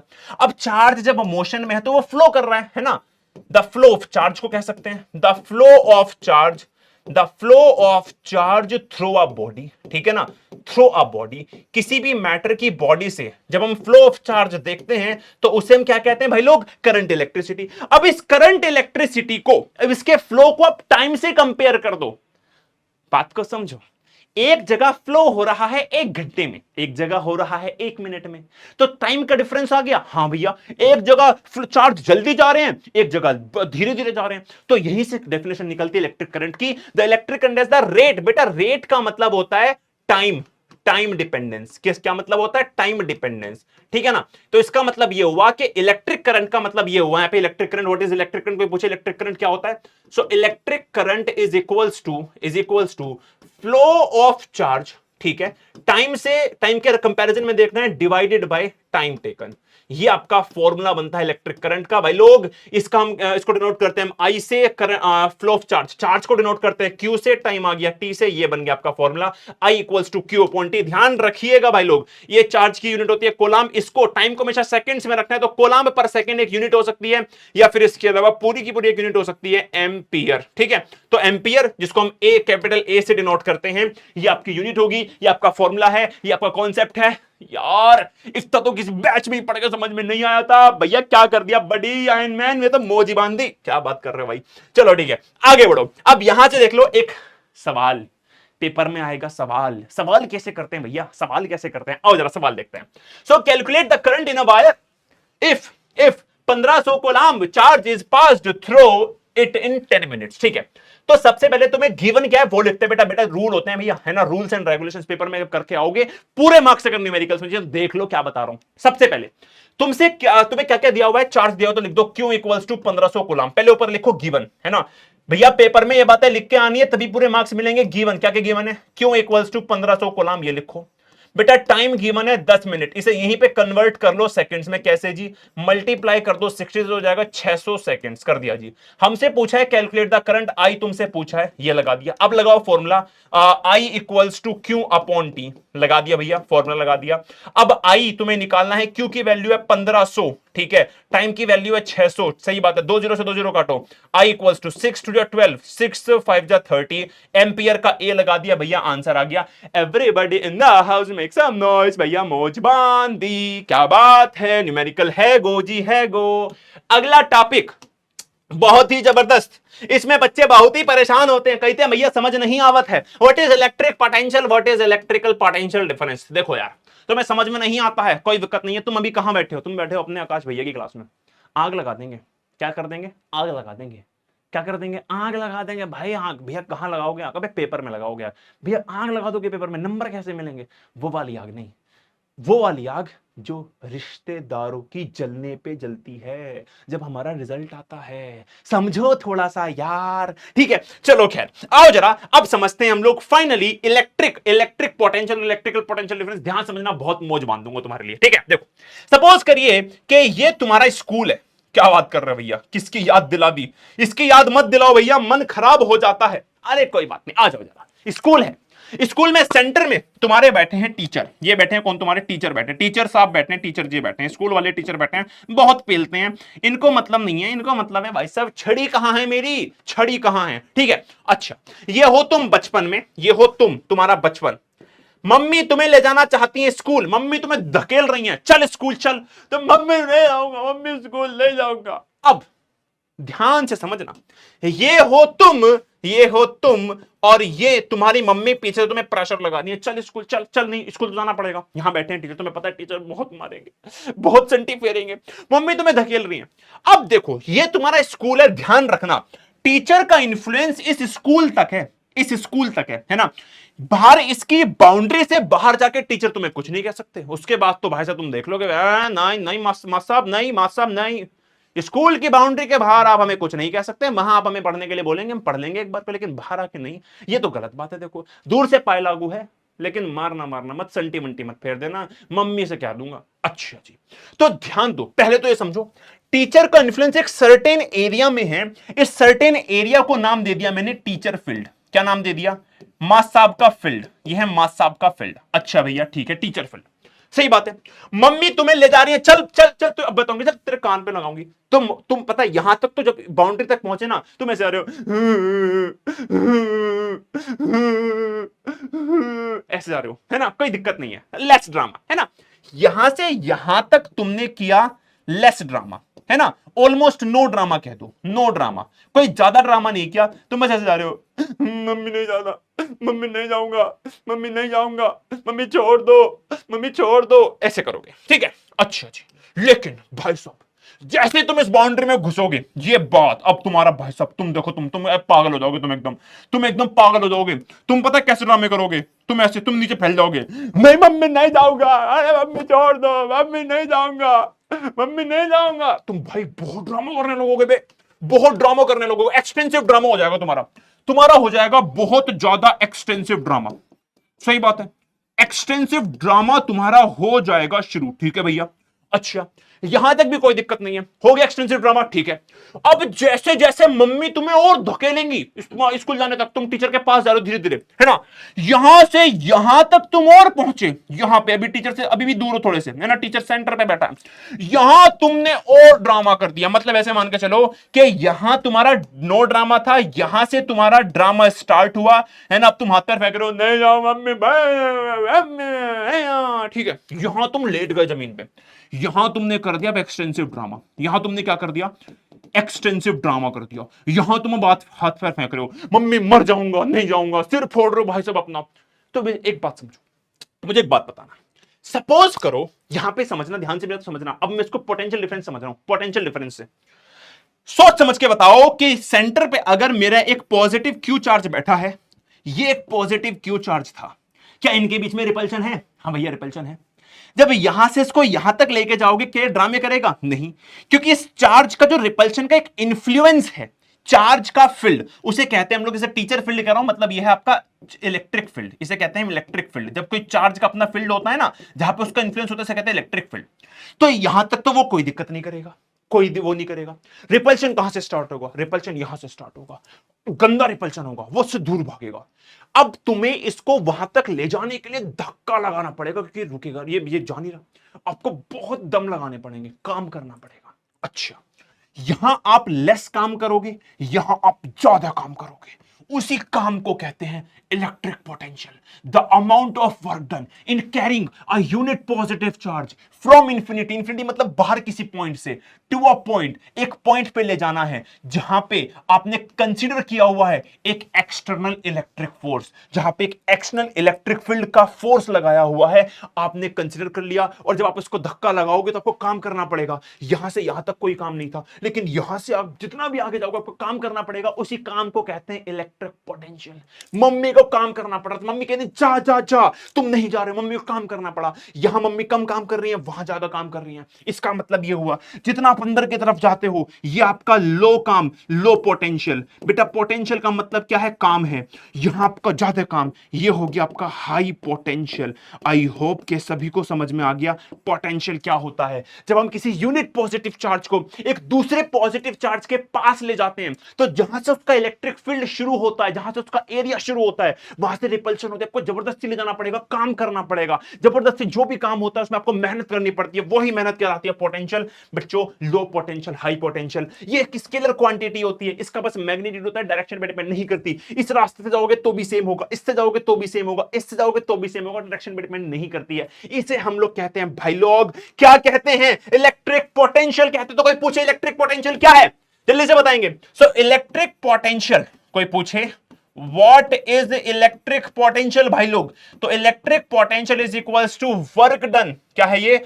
वर्क डन है। अच्छा जी, किसी भी चार्ज को, क्यों मतलब चार्ज, किसी भी चार्ज को इंफिनिटी से एक सर्टेन पॉइंट तक ले जाने के लिए जो काम करना पड़ा है, उसे हम कहते हैं इलेक्ट्रिक पोटेंशियल। भाई लोग इसको V से डिनोट करते हैं, वर्क डन W, चार्ज क्यों, इससे हमारा फॉर्मूला बनता है, इसकी यूनिट होती है जूल पर कोलम्ब, या फिर इसको पूरे को हटा के वोल्ट भी हम इसको कह सकते हैं। This is what we called as electric potential. Everybody in the house make some noise. क्या सभी को ये बातें समझ में आई? बोलो हां या ना। जल्दी से मुझे बताएंगे सारे के सारे लोग, क्या सभी को बातें समझ में आई कि नहीं आई? Everybody in the house make some noise. अगर क्लियर है, चलिए जी, पोटेंशियल समझ में आ गया, आइए आगे बढ़ते हैं। अगला पॉइंट था हमारा इसी के केस में कि भैया इलेक्ट्रिक पोटेंशियल डिफरेंस क्या होता है। What is electric potential difference? आओ बताता हूं। अभी तुमने डायग्राम देखा, कौन सा डायग्राम देखा तुमने ये वाला डायग्राम देखा, अभी ये वाला डायग्राम देखा, ठीक है, ये वाला डायग्राम देखा तुमने। मैं इसको दोबारा बनाऊंगा, टेंशन मत लो, मैं इसको दोबारा बनाऊंगा, मैं इसको तुम्हारे लिए मैं कुछ भी करूंगा, तुम्हारे लिए मैं कुछ भी करूंगा। आओ जरा, ये मेरे पास वो था, स्कूल था, हाँ भैया स्कूल था, सही बात है। यहां मेरे टीचर बैठे थे, हाँ भैया टीचर बैठे थे। यहां मम्मी तुम्हें धकेल रही है, हाँ भैया मुझे धकेल रही है। तुम जब यहां से यहां आ गए तो इस पॉइंट पे पहुंचे, हाँ भैया पॉइंट पे पहुंचे। मान लो ये ए पॉइंट है और ये बी पॉइंट है, हाँ भैया एक ये पॉइंट है, एक बी पॉइंट है। क्या मम्मी को यहां भी काम करना पड़ रहा था? हाँ, लेकिन यहां कितना काम था? लो काम था, लो पोटेंशियल था। कितना था? लो पोटेंशियल था, क्योंकि तुम अभी टीचर से दूर हो। लेकिन मम्मी को यहां भी काम करना पड़ रहा है, हाँ करना पड़ रहा है। कितना हाई काम करना पड़ रहा है, क्योंकि तुम बहुत पास पहुंच चुके हो और अब तुम दिमाग खराब कर रहे हो। नहीं नहीं नहीं मम्मी, नहीं जाऊंगा, नहीं जाऊंगा, खप्पड़ फाड़ के रो रहे हो भाई, ठीक है। अच्छा बताना जरा, कौन कौन करता था ऐसे? तुम करते थे ऐसे? अब सारे लोग बोलेंगे कमेंट में, नहीं भैया ना, मैंने कभी नहीं रोया भैया, मेरी मम्मी से पूछना, मैं तो बहुत स्ट्रॉन्ग बच्चा था। घंटा स्ट्रॉन्ग बच्चे थे तुम सबने ड्रामे किए हैं भाई, मैंने खुद किए हैं, ठीक है। स्कूल जाना किसको पसंद था भाई बचपन में, ठीक है? तो बताना जरूर, अगर तुमने नहीं किया तो भाई बड़ी अच्छी बात है, अदरवाइज तुमने सबने किए होंगे, अपनी स्टोरी बता देना मुझे, मैं भी देख के खुश हो जाऊंगा कि भाई सारे मेरे जैसे ही है मेरे बालक, ठीक है। आओ जरा ध्यान से। तो अब ये पोटेंशियल का मतलब क्या है भाई लोग? काम है ना? पोटेंशियल का मतलब क्या है? काम ही तो एक तरह से वर्क डन है। अच्छा, ऐसे मान के लो, मैं तुम्हें बहुत सिंपल सी बात बताता हूं। ये एक स्लोप दिख रहा है तुम्हें? हाँ भैया स्लोप दिख रहा है। अगर मैं एक बॉल को यहां रखूं, अगर मैं एक बॉल को यहां रखूं, अगर मैं एक बॉल को यहां रखूं, सही बात है, अगर मैं एक बॉल को यहां रखूं और अगर मैं एक बॉल को यहां रखूं, मुझे एक बात बताओ, किसको ज्यादा काम करना पड़ेगा? बताओ, किसको ज्यादा काम करना पड़ेगा? जल्दी से मुझे बताओ, किसको ज्यादा काम करना पड़ेगा? भैया देखो, इसका कोई काम नहीं है, वही बैठी रहेगी, इस पे कोई ढलान नहीं है। लेकिन अगर आप इसमें से इसको छोड़ दो, इसको छोड़ दो, तो ये नीचे की तरफ भागेगी। मतलब जो ज्यादा हाइट पे रखी है, जो ज्यादा हाइट पे है, उसको काम ज्यादा करना है। ऐसे यहां पे आ जाओ। अगर मैं इसको देखो, इसको देखूं, अगर मैं इसको और इसको देखूं, तो किस पे ज्यादा काम करना पड़ेगा? जो ज्यादा पास है, ज्यादा पोटेंशियल है। तो हमेशा ध्यान रखना, यहां पे आपको मोर वर्क डन करना पड़ रहा है ना? क्या करना पड़ रहा है आपको? मोर वर्क डन करना पड़ रहा है यहां पे आपको, सही बात है। और यहां पे आपको लेस वर्क डन करना पड़ता है। अच्छा जी, अगर आप इन दोनों काम का डिफरेंस निकाल लो, अगर आप इन दोनों काम का, सपोज करो आपने इसको बोल दिया VA, आपने इसको बोल दिया VB, अगर आप इन दोनों का डिफरेंस निकाल दो, what is the difference? What is the difference of potential? Difference of potential अगर आप निकाल दो, तो बेटा इसी को हम लोग कहते हैं पोटेंशियल डिफरेंस। डिफरेंस का मतलब होता है चेंज, जिसको हम डिनोट करते हैं डेल्टा से, इसका मतलब होता है चेंज। और अब इसका फॉर्मूला क्या हो जाएगा भाई लोग? अपना हाई माइनस लो, ये आपका आ जाता है पोटेंशियल डिफरेंस। क्या सभी को बात समझ में आती है? Everyone in the house make some noise. जल्दी से मुझे बताओ। अरे भैया ये तो समझ में आ गया, लेकिन ये इलेक्ट्रिसिटी में कहां से आ गया, यही नहीं समझ में आ रहा। मतलब इलेक्ट्रिसिटी क्या? मैं पागल हो जाऊंगा भैया, इतना टफ टॉपिक है। टेंशन ना ले, तेरा आकाश भी जिंदा है। अच्छा, अब तुम्हारा मन करेगा भैया सबको समझ में आ गया, लेकिन इसका इलेक्ट्रिसिटी से क्या लेना देना? इलेक्ट्रिक क्यों लगा दिया इसके नाम में? तो मुझे सोच समझ के बताइए एक बात, बहुत सोच समझ के बताइए, बहुत सोच समझ के। अगर मैं अभी के लिए मान ले मैं फोर्स लगा रहा हूं इसको आगे ले जाने के लिए, ये यहां तक पहुंच गया, अगर मैंने वो अपनी फोर्स को तुरंत हटा दिया, मान ले हटा दिया, तुरंत हटा दिया, तो फोर्स के हटते ही मुझे बता, मैं जो स्कूल जाने के लिए रो रहा था वो कहां भाग के जाऊंगा? कहां भाग के जाऊंगा? खुद पे खुद भागूंगा मैं तुरंत भागूंगा पीछे को, मुड़ जाऊंगा पीछे को और हाई से लो पोटेंशियल पे भागना शुरू कर दूंगा। मम्मी ने छोड़ दिया, अरे भागो स्कूल से बाहर भागो। बहुत बार क्या करते थे, लंच में क्या करते थे, अपना सुमड़ी में निकल जाते थे, घर भाग के घर आ गए। मम्मी कह रही है कहां, तू कहां से आ गया? मम्मी मैं भाग के आ गया गेट से, मैं तो टांग के आ गया। करते थे ऐसे? नहीं करते थे।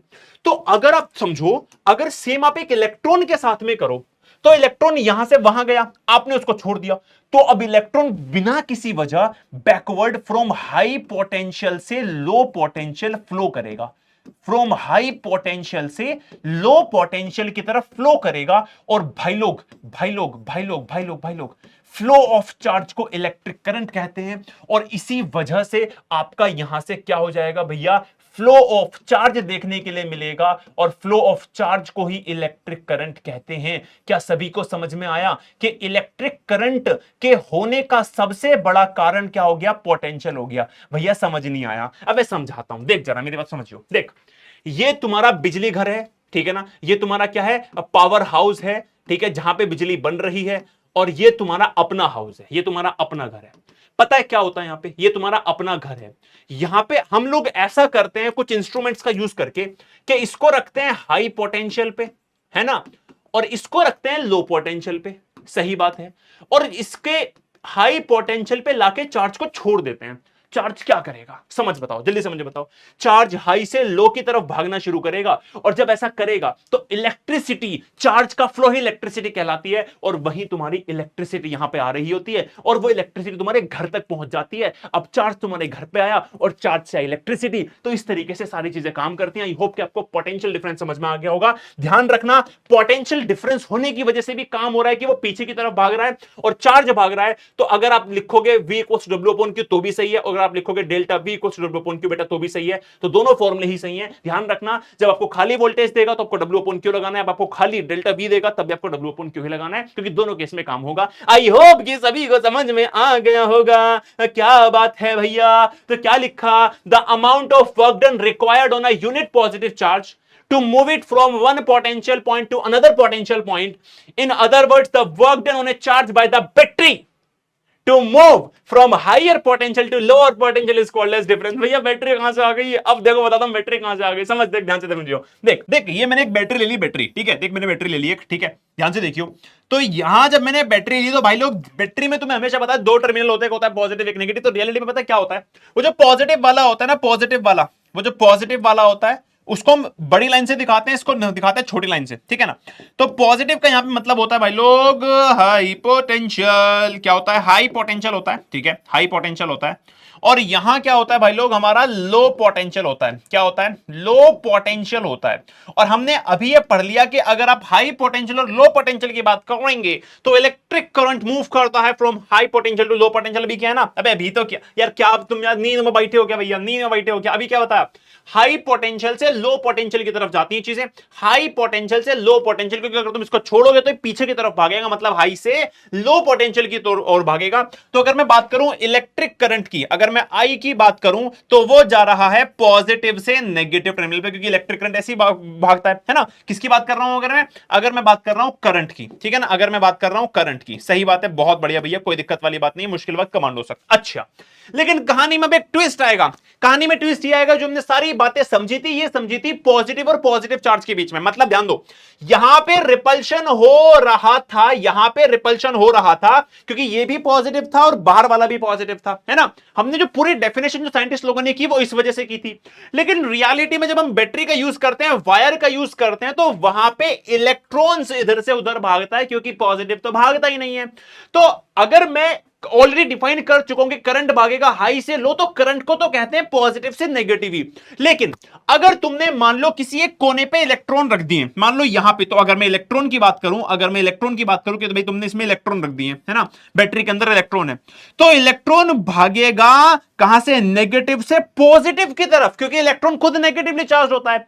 तो वो लो पोटेंशियल से हाई पोटेंशियल की तरफ जाता है। अरे मोरी मैया, अरे भैया मेरे, इसीलिए तो करंट और इलेक्ट्रॉन की डायरेक्शन अलग अलग बताई जाती है। भैया किसी ने नहीं बताई थी ये बात, फाइनली आज आपने बता दी, मेरी तो आंखें खुल गई। अभी तो पता नहीं क्या क्या खुलेगा, अभी तो बहुत कुछ खुलेगा भाई लोग, अभी तो बहुत कुछ खुलेगा, ठीक है ठीक है, चलो ध्यान से देख लो। सो लो पोटेंशियल से हमेशा इलेक्ट्रॉन जाता है हाइयर पोटेंशियल पे। तो बेटा बैटरी का काम होता है आपको इलेक्ट्रॉन्स देना, मतलब इलेक्ट्रॉन्स तो वायर्स में होते ही हैं, ठीक है, क्योंकि वायर मेटालिक होती है।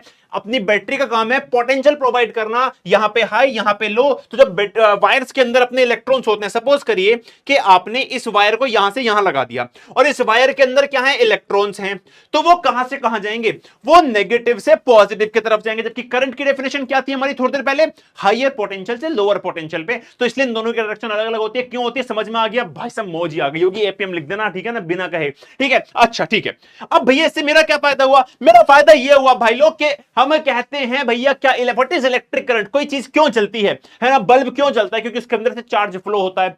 मैंने अगर इस रास्ते में यहां पे बल्ब लगा दिया तो ये इलेक्ट्रॉन यहां से वहां भाग के जाना चाहता है, तो ये भागता हुआ आएगा, भागता हुआ आएगा, भागता हुआ आएगा, इसके अंदर से पास होके इसको जला के और फिर सीधा निकल जाएगा, और इसे कहते हैं हम लोग इलेक्ट्रिक करंट। और ये सब कमाल है हमारी बैटरी का, फिर पोटेंशियल डिफरेंस का। आई होप कि आपको सारी बातें समझ में आ गई होंगी, मौज आ गई यार। पर ठीक है भाई, मतलब यार इतना इतना अच्छा टॉपिक यार, मजा आ गया भाई, मतलब एकदम गूज बम से आ गए होंगे कि भैया क्या बता दिया आपने। चलो बहुत बढ़िया, अब जो क्वेश्चन देख लेते हैं, क्वेश्चन इंपॉर्टेंट है।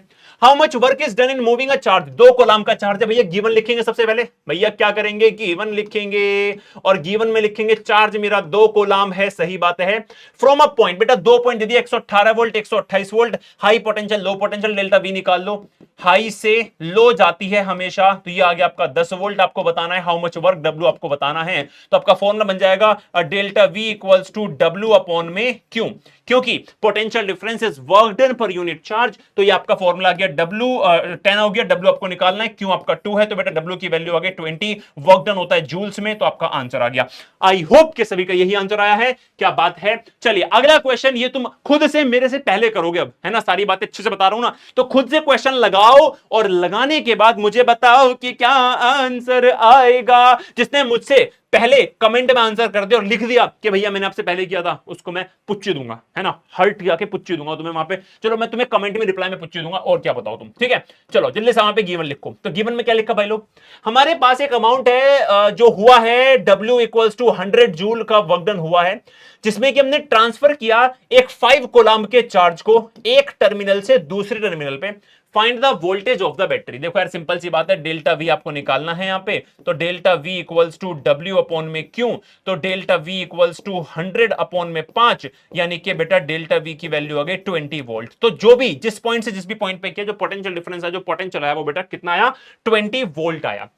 आगे बात करते हैं, कुछ इलेक्ट्रिकल कंपोनेंट्स होते हैं जो आपको बहुत सारे क्वेश्चंस में आपको देख के पहचानने होते हैं, जैसे कि इलेक्ट्रिकल सेल का जो रिप्रेजेंटेशन होती है वो ये होती है, high potential, low potential, 1 2 3 cell लगा दोगे तो बेटा वो बैटरी बन जाती है। प्लग की अगर स्विच ओपन है तो यहां पे कुछ भी नहीं है, तो ये ओपन स्विच है। अगर आपने इसमें कुछ लगा दिया बीच में, तो बेटा इसने क्या कर दिया, सर्किट को क्लोज कर दिया, ये अपना स्विच क्लोज हो गया। एक वायर में ज्वाइंट, अगर आपने एक वायर को दूसरे वायर से बीच में जोड़ दिया, ज्वाइंट कर दिया, तो बेटा ये आपका है। और ज्वाइंट ना करके उसके ऊपर से उसको निकाल दिया, तो बेटा ये वाला होता है। बल्ब का साइन ये होता है बेटा, टंगस्टन बीच में लगा होता है, इसमें से इलेक्ट्रॉन पास होते हैं, ये तुम्हारा बल्ब हो गया। ऐसे ही तुम्हारा सिंबल अगला हो गया रेजिस्टेंस का। तो रेजिस्टेंस क्या होता है भैया, रेजिस्टेंस होता है जो इलेक्ट्रिक करंट में फ्लो करने में बाधा डालता है। What is electric current, charge of flow of charge, और फ्लो ऑफ चार्ज को रोका जाए तो उसे कहते हैं रेजिस्टेंस। अभी हम आगे पढ़ेंगे, तो बेटा ये सिंबल होता है। अब एक होता है रेजिस्टेंस, अगर मेरे पास एक, उसको नॉर्मल को कहते हैं रेसिस्टर ऑफ रेसिस्टेंस। रेसिस्टर मतलब जो क्या काम करता है, एक रेसिस्टेंस प्रोवाइड करता है, बाधा प्रोवाइड करता है। अगर ये फिक्स्ड है तो बेटा ये साइन है, और अगर इस रेसिस्टेंस को मैं चेंज कर सकता हूं अपने अकॉर्डिंग, ये वेरिएबल है, it can be change by me, तो बेटा उसे कहते हैं वेरिएबल रेसिस्टेंस को कहते हैं रियोस्टेट कहते हैं, और उसका साइन बेटा ये होता है, ठीक है। एमीटर क्या होता है, इलेक्ट्रिक करंट को मेजर करने के लिए एम्पियर में, इसको हम एक हमारे पास क्या है, एक ऑब्जेक्ट है, एक इंस्ट्रूमेंट है। ऐसे वोल्ट मीटर है जो वोल्टेज को क्या करता है, मेजर करता है। और लास्ट में आता है फ्यूज। फ्यूज क्या होता है बेटा, पुराने जमाने में हम फ्यूज का इस्तेमाल करते थे, अभी हम एमसीबी का करते हैं। फ्यूज का क्या काम होता है, फ्यूज के ना बीच में यहाँ पे एक एलॉय की वायर होती है, एक नॉर्मल एक वायर होती है जिसका मेल्टिंग पॉइंट बहुत होता है, लो मेल्टिंग पॉइंट होता है। तो सपोज करो बहुत बार क्या होता था, पुराने जो अप्लायंसेस होते थे ना, जब बहुत तेज बिजली आती थी ना, वो फूक जाते थे, वो झेल नहीं पाते थे। तो जैसे मान लो बिजली तेज इधर से आ रही है, तो बिजली उन अप्लायंस तक पहुंचने से पहले इस तक पहुंचती थी, ये बड़ा कमजोर होता था।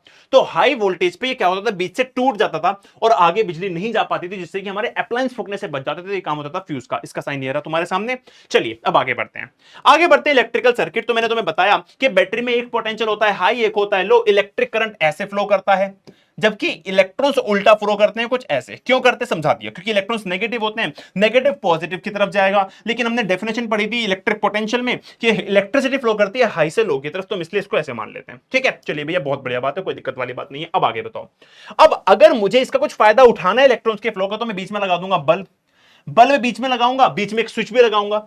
जब ये सारी चीज लग जाएंगी, वायर क्यों लगाऊंगा, इलेक्ट्रॉन्स तो वायर के अंदर ही हैं, तो यहां से वो जाएंगे ऐसे। तो इस पूरे के पूरे को हम कहते हैं electrical circuit. And electrical circuit consist of cell, plug की इलेक्ट्रिकल कंपोनेंट्स जैसे कि बल्ब या फिर फैन और कनेक्टिंग वायर्स, हम इलेक्ट्रिकल सर्किट कहते हैं। बिल्कुल सिंपल सी डेफिनेशन है। आगे बढ़ते हैं, ओम्स लॉ भाई बहुत इंपॉर्टेंट है भैया, ये चैप्टर का टॉपिक, ठीक है।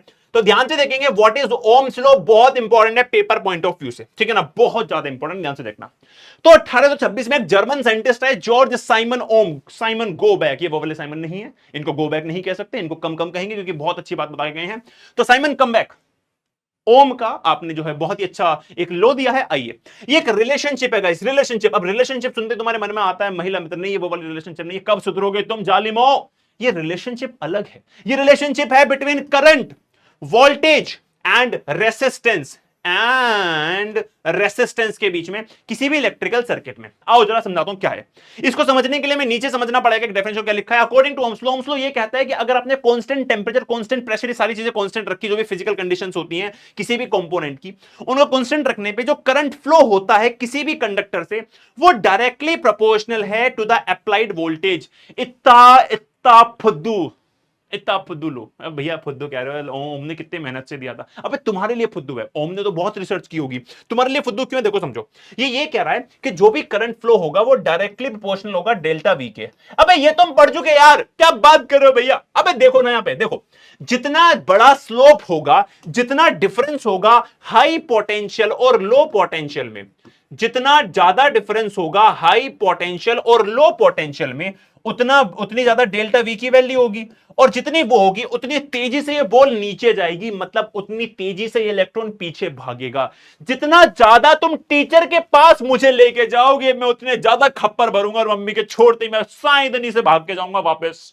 समझ रहे हो कि नहीं समझ रहे हो? ठीक है, तो जितना ज्यादा डिफरेंस होगा पोटेंशियल डिफरेंस में भाई लोग, उतना ज्यादा तेज इलेक्ट्रॉन भागेगा, उतना ज्यादा इलेक्ट्रिक करंट आपका होगा। तो यही हमसे कहा गया है, किसके द्वारा भैया? ओम्स लॉ के द्वारा। तो यही हमसे ओम्स लॉ ने कहा है, ठीक है ना, potential difference across the conductor. आइए इसके फॉर्मूले पे चर्चा करते हैं। क्या चर्चा करते हैं? सिंपल सी बात है। क्या बात है भैया? V is directly proportional to I है, बिल्कुल सही बात है। डेल्टा V कह दो चाहे V कह दो। जब इस प्रोपोर्शनलिटी के साइन को बेटा हटाएंगे यहां से, तो यहां पे कांस्टेंट आएगा, वो कांस्टेंट होता है हमारा R मल्टीप्लाई बाई I, ठीक है ना। तो अगर मैं पूरा पूरा लिखूं तो V का मतलब है यहां पे पोटेंशियल, ठीक है ना, तो आप पोटेंशियल कह दो या फिर पोटेंशियल डिफरेंस कह दो। ये हो गया आपका पोटेंशियल डिफरेंस, ठीक है। ये हो गया आपका R रेजिस्टेंस, ठीक है, रेसिस्टेंस को भी डिफाइन करेंगे। और ये हो गया भाई लोग आपका इलेक्ट्रिक करंट, ठीक है ना, करंट हो गया। सही बात है, कोई दिक्कत वाली बात नहीं है। रेसिस्टेंस यहां पे एक प्रोपोर्शनैलिटी कांस्टेंट है। क्या है? प्रोपोर्शनैलिटी, ठीक है ना, प्रोपोर्शनैलिटी कांस्टेंट, ठीक है ना। चलिए भी ये क्या हमारा कांस्टेंट है, ध्यान रखेंगे। अब ये हमेशा क्या होता है बेटा? फिक्स्ड होता है, ये कभी भी चेंज नहीं होता किसी भी वायर के लिए। अगर आप टेम्परेचर प्रेशर को कांस्टेंट रखोगे, ऑब्वियस सी बात है, बाकी चेंज हो जाएगा, लेकिन मैं नॉर्मली बात कर रहा हूं, ठीक है। अच्छा, अब इसके ग्राफ की मदद से समझते हैं। तो हमने क्या किया, एक कंडक्टर का ग्राफ बनाया, मैंने वोल्टेज उसकी चेंज की और देखा करने में क्या चेंज आ रहा है। तो मैंने देखा कि जैसे जैसे मैं वोल्टेज बढ़ाता जा रहा हूं, जैसे जैसे मैं करंट देख रहा हूं बढ़ता जा रहा है। देखो आप जीरो पे थे भाई, सब कुछ जीरो है तो जीरो है। अच्छा, यहां से एक फॉर्मूला निकाल लेते हैं पहले, तो मैं देख लो। देखो क्या मैं यहां से लिख सकता हूं, R is equals to V upon में I। हाँ भैया, R क्या है मेरा? V अपॉन में I है। R उधर ही है, V I को मैं इधर ले आया, R मेरा उधर है, तो R equals to V upon I है। ये बात समझ में आ गई? हाँ भैया समझ में आ गई। तो अगर आप जीरो रखोगे दोनों को तो R जीरो आएगा। लेकिन आपने देखा कि V is directly proportional to I। आप जैसे V बढ़ा रहे हो वैसे वैसे आपका क्या हो रहा है? देखो आपने यहां पे ले गए, आप अपने किसकी वैल्यू को, आप अपने V की वैल्यू को यहां ले गए, तो देखो आपका यहां पे करंट भी बढ़ गया। आप अपने V की वैल्यू को यहां ले गए, देखो आपका करंट फिर से बढ़ गया। आप अपने V की वैल्यू को यहां ले गए, देखो आपका करंट फिर से बढ़ गया। आप अपने V की वैल्यू को यहां ले गए, देखो आपका करंट फिर से बढ़ गया। तो ये तो हमें देखने के लिए मिल रहा है। अब बात करते हैं कि रेजिस्टेंस हमेशा फिक्स्ड होता है, इसको कैसे प्रूव करें? आओ प्रूव करता हूं। देखो अगर मैं इस वाले पॉइंट पे आऊं, ध्यान से देखना, अगर मैं इस वाले पॉइंट पे आऊं, ठीक है, तो यहां पे अगर आप देखेंगे तो आप एक ट्राइंगल बना लो, एक ट्राइंगल बना लो यहां पे ऐसे। ये आपका ट्राइंगल बन गया, ठीक है। ऐसे आपका ये एक ट्राइंगल बन गया, हाँ जी बन गया। अब इस ट्राइंगल में अगर आप देखोगे तो जो आपका बेस है वो रिप्रेजेंट कर रहा है करंट को, ठीक है, और जो आपकी हाइट है वो रिप्रेजेंट कर रहा है इसको, वी आई। बेटा ध्यान दो, इसे इस ट्रायंगल में अगर मैं कर दूं परपेंडिकुलर अपॉन बेस, ये मेरा परपेंडिकुलर है, मेरा बेस है, तो बेटा परपेंडिकुलर अपॉन बेस ये किसको रिप्रेजेंट करता है? टेन थीटा को रिप्रेजेंट करता है। मैथमेटिक्स में सबको बताया, पता है यार तुम्हें, ठीक है, टेन थीटा। और टेन थीटा, और ध्यान देना, जो P अपॉन बी है ये डायरेक्टली किसको पॉइंट आउट करता है? स्लोप को। तो ये टेन थीटा जो है किसको रिप्रेजेंट करता है? स्लोप को। और ये स्लोप जो होता है यही रिप्रेजेंट करता है हमारे रेसिस्टेंस को। क्यों क्यों भैया क्यों? अबे सिंपल सी बात है, टेन थीटा होता है परपेंडिकुलर अपॉन बेस। हाँ भैया, और perpendicular upon base V upon I. Perpendicular पे क्या है? V है और I है, V अपॉन आई। और ये V अपॉन आई किसको रिप्रेजेंट कर रहा है? R को। तो एक्चुअली में जो टेन थीटा है जो किस पे मार्क कर रहा है? सामने स्लोप पे, यही रेसिस्टेंस है, इसी को हम स्लोप कहते हैं। अच्छा भैया, हमेशा ध्यान रखना, पेपर में पूछा जाएगा कि वीआई ग्राफ का स्लोप क्या होता है। अरे टेन थीटा होता है। अरे टेन थीटा होता क्या है यार? अरे वही तो रेसिस्टेंस होता है। तो आपको ये ध्यान रखना है, रेसिस्टेंस होता है पहली बात। अब वैल्यू को देखेंगे कांस्टेंट है कि नहीं, तो आइए चर्चा करते हैं। तो पहली बारी में अगर मैं इस पहले केस का, अगर मैं इसको पहला केस मान लूं, ये मेरा पहला केस है, तो पहले केस में रेसिस्टेंस कितना आएगा भैया? आर इक्वल्स टू वी कितना है? 0.5 अपॉन में आई कितना है? 0.2। सॉल्व करने कितना आएगा? 2.5 आएगा। क्या पहली बारी में 2.5 आ रहा है? हाँ भैया पहली बारी का 2.5 आ रहा है। जो सेकंड बारी का देखते हैं, सेकंड बारी का रेसिस्टेंस कितना है। सेकंड बारी में हमारा जो R equals to V upon I, बेटा वी कितना है? 1 दिख रहा है, सबको दिख रहा है 1, 1 वैल्यू दिख रही है, 1 दिख रही है। अपॉन में बेटा ये कितना है? 0.4 है। 0.4 से इसको डिवाइड करेगा कितना आएगा? जाएगा यहाँ पे 4 से 2.5 आ रहा है, अब भी 2.5 आ रहा है। अगर मैं तीसरी बारी पे आ जाऊं, मेरा तीसरा बार है ना, सेकंड हो गया, थर्ड वाले पे आ गया मैं, थर्ड वाले पे देख जरा, तो मेरा थर्ड वाले केस में रेसिस्टेंस कितना आ रहा है? R equals to V upon I. भैया वी कितना है यहाँ पे मेरा? भैया वी है मेरा ये रहा, कितना? 1.5 है ना, और मेरा आई कितना है बेटा? ये रहा 0.6 है। तो अब जरा सॉल्व करोगे, ये कितना आएगा? ये भी मेरा 2.5 आएगा। क्या हमेशा आपका रेजिस्टेंस कांस्टेंट है? हाँ जी कांस्टेंट है। प्रूफ करता है हमारा ये ग्राफ। आई होप के सभी को ग्राफ समझ में आ गया। आई होप सभी को समझ में आ गया why tan theta is P upon B is equals to V upon E, और जो रिप्रेजेंट कर रहा है टेन थीटा इज रेजिस्टेंस है, और इसको हम स्लोप कहते हैं। अपने को ध्यान रखना है, ठीक है। चलिए आगे बढ़ते हैं।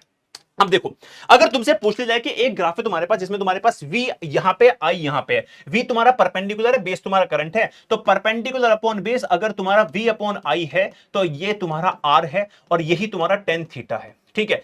अब जिसका थीटा ज्यादा उसका रेसिस्टेंस ज्यादा। अरे कॉमन सेंस वाली बात हो गई ना, डायरेक्टली प्रोपोर्शनल है भाई। एंगल की वैल्यू ज्यादा होगी तो टेन थीटा की वैल्यू ज्यादा होगी, क्योंकि एंगल बड़ा है, और एंगल बड़ा है तो टेन थीटा बड़ा है, टेन थीटा बड़ा है तो रेजिस्टेंस बड़ा है।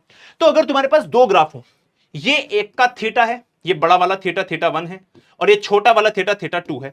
आपसे मैं बोल रहा हूं कि साफ साफ दिख रहा है आपको theta 1 is greater than theta 2। तो ऑब्वियस सी बात है, जो थीटा 1 वाला है, मान लो इसका ये रेजिस्टेंस R1 को रिप्रेजेंट कर रहा है, R2 को रिप्रेजेंट कर रहा है। मान लो दो रेजिस्टेंस हो, क्योंकि दो ग्राफ है ना। तो ध्यान दीजिएगा गाइस। मान लो अच्छा भैया अलग अलग क्यों है यार? अपने टेम्परेचर चेंज कर दिए किसी भी वजह से, एक ही चीज के दो अलग अलग रेजिस्टेंस है, अलग अलग टेम्परेचर पे मान लेते हैं, है ना, क्योंकि टेम्परेचर चेंज करने से रेजिस्टेंस चेंज हो सकता है। हम डिफाइन ही तब करते हैं कांस्टेंट टेम्परेचर और प्रेशर होता है। अच्छा भैया ठीक है, तो जिसका थीटा बड़ा उसका टेन थीटा 1 ज्यादा, है ना, टेन थीटा 2 से, और उसी का रेसिस्टेंस ज्यादा, R1 is greater than R2। तो ऐसे में आपको ध्यान रखना है R1 is greater than R2, ठीक है। जिसका थीटा ज्यादा उसी का अपना रेजिस्टेंस ज्यादा। लेकिन अगर मैं इस ग्राफ में एक चेंज कर दूं, क्या मैं यहां पे I कर दूं, यहां पे V कर दूं, और अब दो ग्राफ बनाऊं, अब क्या होगा? ध्यान देना। मान लो ये मेरा R1 है, ये मेरा R2 है, तो यहां पे देखना ये है मेरा I अपॉन वी, और I अपॉन वी होता है R, ना कि 1 अपॉन R, है ना। R नहीं होता, वो होता है 1 अपॉन R। भाई आपने इसको उल्टा कर तो आपको R को भी उल्टा करना पड़ेगा। अच्छा जी, तो इस केस में ये मेरा थीटा 1, ये मेरा थीटा 2, है ना, थीटा 1 थीटा 2। तो R1 ध्यान से देखना, यहां पे मेरा 1 अपॉन R1 ज्यादा है 1 अपॉन R2 से।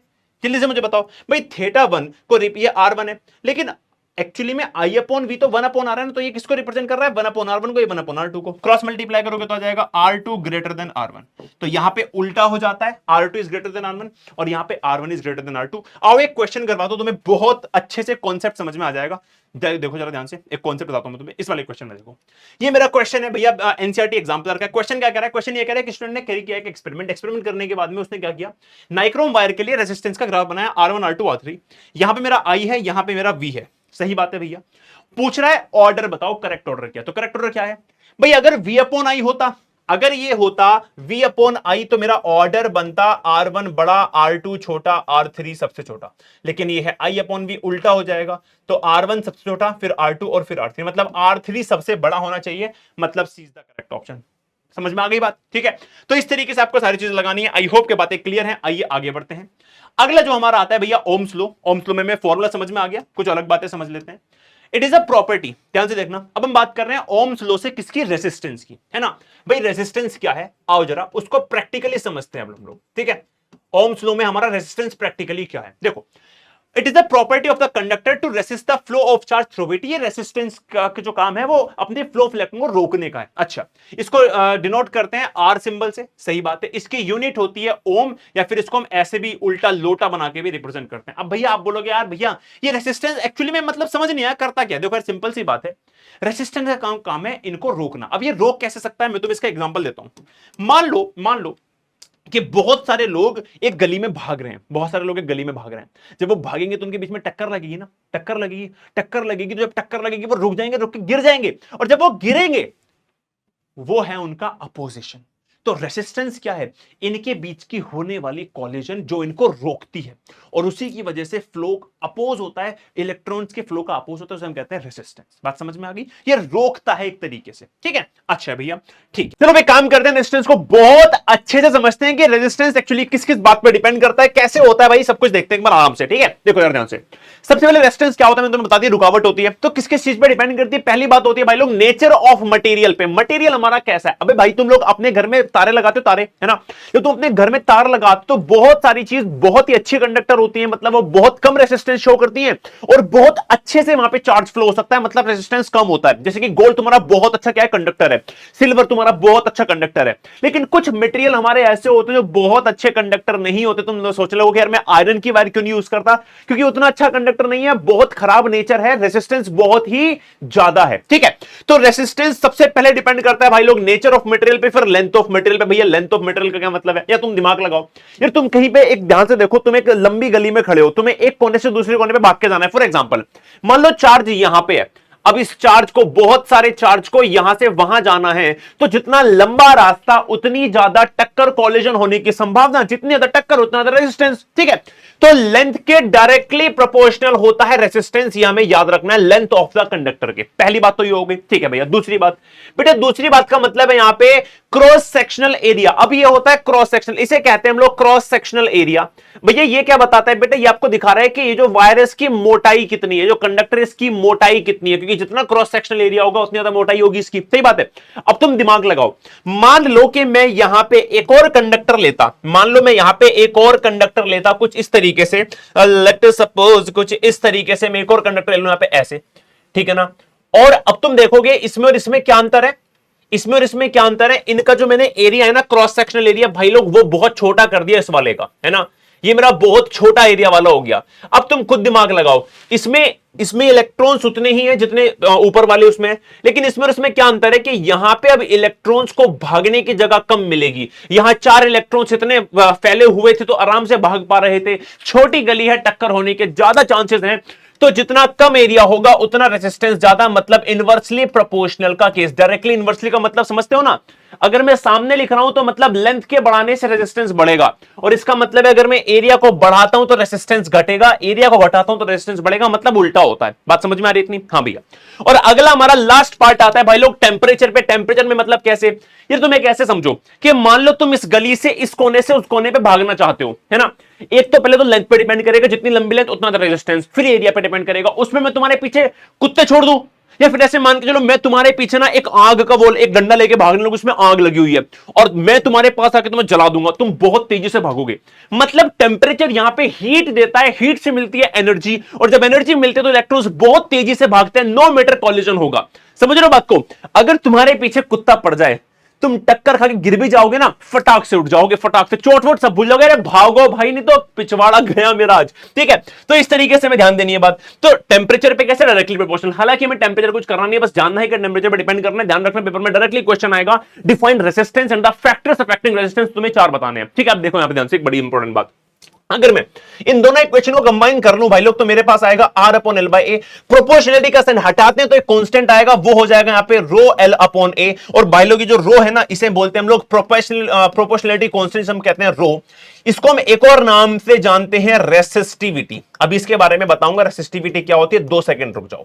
तो ये वाला फॉर्मूला बहुत इंपॉर्टेंट है कि R is equals to rho L upon A. ये बहुत ही इंपॉर्टेंट हमारा फॉर्मूला, इसको भाई लोग ध्यान रखेंगे, ठीक है ना। ऑलरेडी यूनिट क्या होती है रेजिस्टेंस की?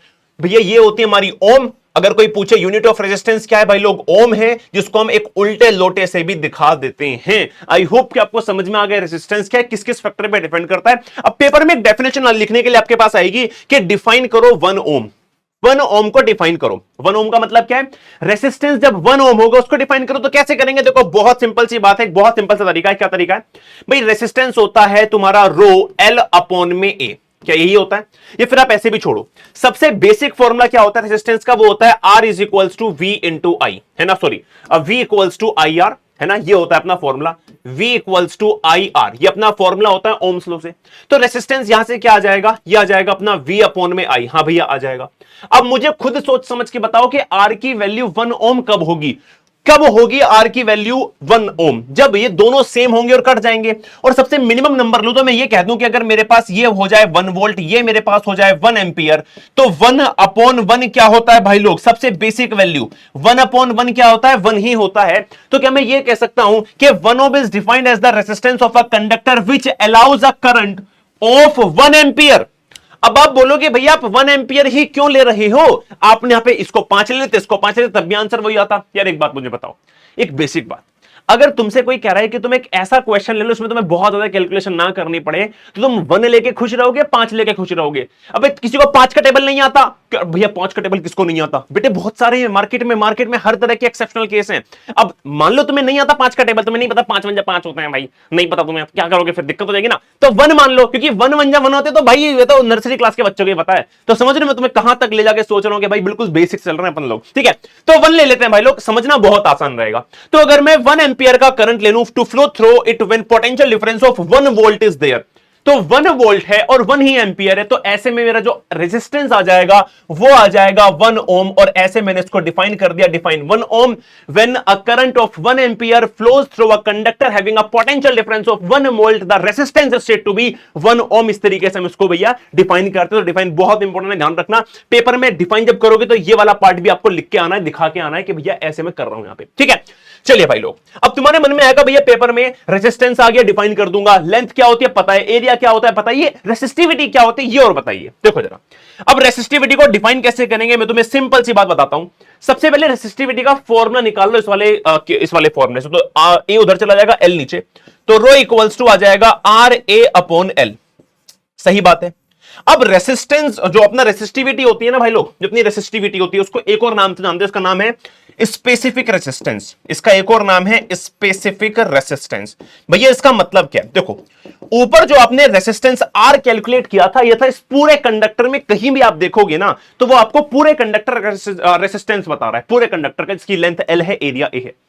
अगर मान लो मैं आपसे बोलूं कि मुझे एक स्पेसिफिक जगह का वो बताओ, मान लो मैं कह रहा हूं कि मुझे ना इस जगह का वो बताओ रेसिस्टेंस कितना, इस स्पेसिफिक एरिया का, है ना, इस स्पेसिफिक एरिया का रेसिस्टेंस बताओ, स्पेसिफिक एरिया का। तो भाई लोग ध्यान से मेरी बात को समझना, ये स्पेसिफिक एरिया कौन सा होता है, जिसका एरिया आपको रखना है 1 मीटर स्क्वायर और जिसकी लेंथ आपको रखनी है 1 मीटर। तो इस स्पेसिफिक एरिया का रेजिस्टेंस कहलाता है हमारा रेसिस्टिविटी। मतलब समझो बात को, समझो, पूरे कंडक्टर का रेजिस्टेंस इज रेजिस्टेंस, लेकिन इस पॉइंट पे रेसिस्टेंस, किसी भी एक छोटे से पॉइंट का रेजिस्टेंस कहलाता है रेसिस्टिविटी। बात समझ में आ गई, हाँ भैया ठीक है। अब इसको डिफाइन कैसे करेंगे या फिर इसके बारे में जान क्या सकते हैं, पहले डिफाइन कर लेते हैं। तो resistivity is the resistance of a material with unit cross sectional area, मतलब यूनिट मतलब 1 metre square, and unit length. तब आप ऐसा करोगे, देखो फॉर्मूले में बात सेट होती है, तो R equals to 1 metre square upon में 1 मीटर। बेटा ये आपका 1 अपॉन 1 ही होता है, भी तो बताया, तो ये आ जाएगा आर के इक्वल, है ना, आर के इक्वल आ जाएगा। और यूनिट क्या बनेगी भाई, देखो 1 मीटर से 1 मीटर कट जाएगा तो 1 तो मीटर बचेगा। रेसिस्टेंस की खुद की यूनिट होती है ओम, तो यूनिट आ जाएगी ओम मीटर। तो रो इज इक्वल्स टू रेसिस्टेंस। अगर मैं एरिया और लेंथ को डिफाइन कर दूं 1 1, तो वहां पे जो रेसिस्टेंस होगा वो कहलाएगा मेरा resistivity. So resistivity is nothing but resistance, जब आपने एरिया ले लिया हो कितना 1 मीटर स्क्वायर और लेंथ ले ली हो 1 मीटर, और इसकी यूनिट क्या होती है भाई लोग, ओम मीटर इसकी यूनिट होती है। क्यों होती है बता दिया भाई, मीटर से मीटर कट जाएगा, एरिया का होता है मीटर स्क्वायर, लेंथ का होता है मीटर, मीटर से मीटर कटा, रेसिस्टेंस अपना रो होता है, तो ये इसकी क्या होगी, यूनिट होगी। कितनी बात समझ में आ गई। अब एक क्वेश्चन तुमसे और पूछेंगे, जिसे तुमसे पूछा जाता है फैक्टर्स अफेक्टिंग रेसिस्टेंस, से कौन कौन से फैक्टर पे डिपेंड करता है हमारी रेसिस्टिविटी। ध्यान से देखना, देखो एक बात मुझे बताना, छोटी सी बात मुझे बताना, क्या इस छोटे से एरिया के लिए, क्या इस छोटे से एरिया के लिए लेंथ मैटर करती है। अगर तुम इस लेंथ को घटा के इतना भी कर दोगे, ये एरिया तो अनचेंज्ड है ना, क्योंकि ये तो बिल्कुल मिनिमम है भाई। A equals to 1 metre square, length equals to 1 metre square. क्या अगर आप इसका एरिया छोटा या बड़ा कर रहे हैं तो क्या इससे इस पे कोई फर्क पड़ेगा भाई, नहीं फर्क पड़ेगा। ऑब्वियस सी बात है भैया, कैसे नहीं पड़ेगा। देखो मैं तुम्हें एक एग्जांपल देता हूं, देखो यहां पे मान के चलो कि मेरे पास एक ये था, एक ये कंडक्टर है मेरे पास, इसका इनिशियली एरिया ए है और इसकी लेंथ है एल, ठीक है। मैं तुमसे कह रहा हूं कि मुझे ना एक काम करो, इस पूरे कंडक्टर का रेजिस्टेंस बताओ, बस इस पॉइंट पे इसका बता दो जिसे मैं स्पेसिफिक रेजिस्टेंस यानी कि रेसिस्टिविटी कह रहा हूं। अच्छा जी, आपने बता दिया मुझे। अब अगर मैं इसकी लेंथ छोटी कर दूं, थोड़ी सी मैं इसकी लेंथ इतनी कर दूं, क्या इसकी वैल्यू में कोई चेंज आया? मैंने इसकी लेंथ भी छोटी कर दी, क्रॉस सेक्शनल एरिया भी छोटा कर दिया, क्या इसकी वैल्यू पे कोई चेंज आएगा? नहीं, क्योंकि ये तो अभी भी a equals to 1 metre square, length equals to 1 metre है ना, इसकी लेंथ और इसकी एरिया, क्योंकि इसकी लेंथ और एरिया तो हमने हमेशा फिक्स कर दी ना। क्या मेरी बात समझ में आ रही है? जल्दी से मुझे बताओ, क्या मेरी बात समझ में आ रही है? अरे इसकी लेंथ और इसके एरिया तो हमेशा फिक्स है, तो ये बाकी लेंथ और एरिया पे कभी डिपेंड ही नहीं करेगा। तो ध्यान रखिएगा कि रेसिस्टिविटी, यहां पे लिखना resistivity, resistivity of a conductor, resistivity of a conductor always, only कह दो, only depends upon nature and temperature। Length और एरिया पे कभी डिपेंड नहीं करता है ना, टेम्परेचर ऑफ द कंडक्टर, ठीक है ना, ऑफ द कंडक्टर, ये आपको याद रखने, यूनिट आपको बता दी गई है। रेसिस्टेंस समझ में आ गया, रेसिस्टिविटी समझ में आ गया, कोई दिक्कत वाली बात है क्या? जल्दी समझाओ, everyone in the house nice, ठीक है, बहुत बढ़िया। अब देखो यार, दो तरह के सब्सटेंस में हमने ओम्स लॉ के बेसिस पे डिवाइड किया। ओमिक सब्सटेंस होते हैं और नॉन ओमिक होते हैं। ओमिक वो होते हैं जो ओबे करते हैं ओम्स लॉ को, V equals to I R को, ठीक है। नॉन ओमिक वो होते हैं जो इसको फॉलो नहीं करते, V is not equals to I R, ठीक है, सही बात है। ओमिक सब्सटेंस का जो ग्राफ होता है हमेशा लीनियर आता है, स्ट्रेट ग्राफ बनता है, कुछ ऐसा दिख रहा होगा। और इनका नॉन लीनियर होता है, लीनियर नहीं होता, कहीं उठा हुआ, कहीं नीचा, कहीं उठा हुआ, ऐसे होता है, ठीक है।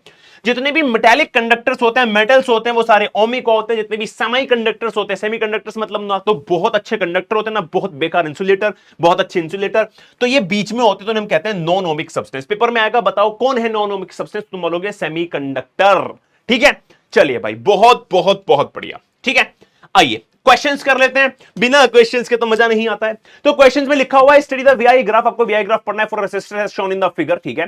Prepare a table showing the values of I, आपको एक टेबल बनानी है जिसमें आप आई की वैल्यू बताएंगे corresponding to the 4 different values of volt. देखो यार, ये तो सिंपल सी बात है, तो आपको दे रखा है, बनाना क्यों है आपको, ठीक है, दे रखा है। Find the value of current for V equals to 10 volt. अगर V की वैल्यू 10 वोल्ट हो तो करंट कितना होगा, पहले ये बताना है। How can we determine the resistance of the resistor from this graph, हम रेसिस्टर की रेसिस्टेंस कैसे निकालेंगे, ध्यान से देखना। सबसे पहली बात देखो, आप ये लोग जानते हो ओम्स लॉ से, आप इसको कैसे लिखोगे, from Ohm's law, from Ohm's law. आप जानते हो कि भाई ओम्स लॉ के अकॉर्डिंग अगर मैं देखूं तो मैं ये जानता हूं कि V is directly proportional to I, जितना आप V बढ़ाओगे उतना ही I बढ़ेगा। डायरेक्टली प्रोपोर्शनल का मतलब ये होता है। तो आप कह रहे हो कि देखो यार, मुझे वोल्टेज चाहिए 10 वोल्ट, तो हर बार 2 का गैप है, 2 4 6 8, अगली बार 10 हो जाएगा तो फिर से 2 का गैप है, तो जितना आपने ये बढ़ा दिया 2 का, आप इधर देखेंगे 1 2 3 4, यहां पे आपको ये 5 बढ़ाना पड़ेगा। तो क्या आप ये कह सकते हो कि मेरा ग्राफ अभी भी ऐसे ही बनेगा?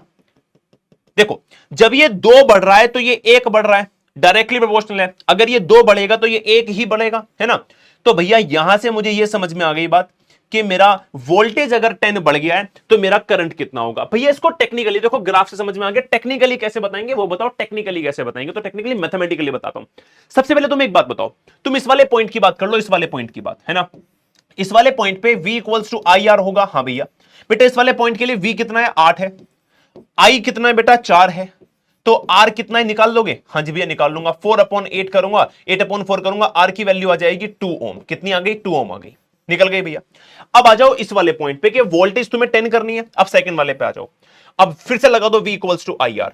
वोल्टेज तुम्हें कितनी रखनी है, 10 रखनी है। अच्छा जी, I तुम्हें निकालना है। बेटा रेसिस्टेंस इज अ कांस्टेंट, जो हमेशा कांस्टेंट होता है। कितना, यहां पे 2 आया था, यहां पे भी 2 रखोगे, हाँ जी भैया। 10/2 कर दोगे तो I की वैल्यू कितनी आ जाएगी भाई लोग, 5 आ जाएगी। मैंने भी क्या बोला था, ग्राफ को देख के 5 ही आएगी, क्या हमारी भी 5 आ रही है, हाँ जी भैया 5 आ रही है। उसके बाद रेसिस्टेंस बताने के लिए बोला था, रेसिस्टेंस बता दिया, हाँ भैया बता दिया। करंट बताने के लिए बोला था, करंट बता दिया, हाँ भैया बता दिया। क्या CBSE 2015 का क्वेश्चन सॉल्व हो गया, हाँ भैया हो गया। तो क्या बच्चे की जान लोगे भाई, हो तो गया यार। चलो ठीक है, अगला क्वेश्चन लगाओ।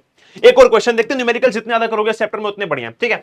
तो calculate the resistance of a resistor if the current flowing through it is 200 micro ampere, ठीक है ना। तो करंट मुझे दे दिया 200 माइक्रो एम्पियर, जिसको आप लिख सकते हो 200 मल्टीप्लाई 10⁻³ एम्पियर, ठीक है, लिख दिया।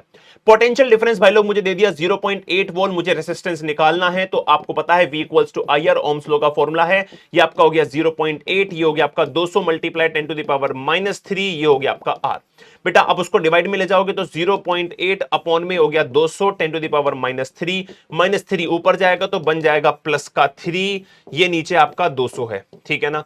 अच्छा जी, उसके बाद क्या करेंगे, इसको हटाएंगे, यहां पे रखेंगे एक और। अब देखो 3 0 से 3 0 कटी, ये आ गया आपका 8/2, काटोगे तो भैया कितना आएगा 4 ओम आपका आंसर आ जाएगा। आई होप कि आप सभी को समझ में आ गया है कैसे निकालना answer. Everyone in the house make some noise, ठीक है। चलिए ऐसे अगले क्वेश्चन पे आते हैं भाई लोग। अगला क्वेश्चन क्या है, रेसिस्टेंस निकालो अगर करंट फ्लो हो रहा है इतना एम्पियर, ठीक है ना, व्हेन हमने पोटेंशियल डिफरेंस लगाया है इतना। भाई 2012 का क्वेश्चन है, होमवर्क में दे रहा हूं, this is a homework question guys.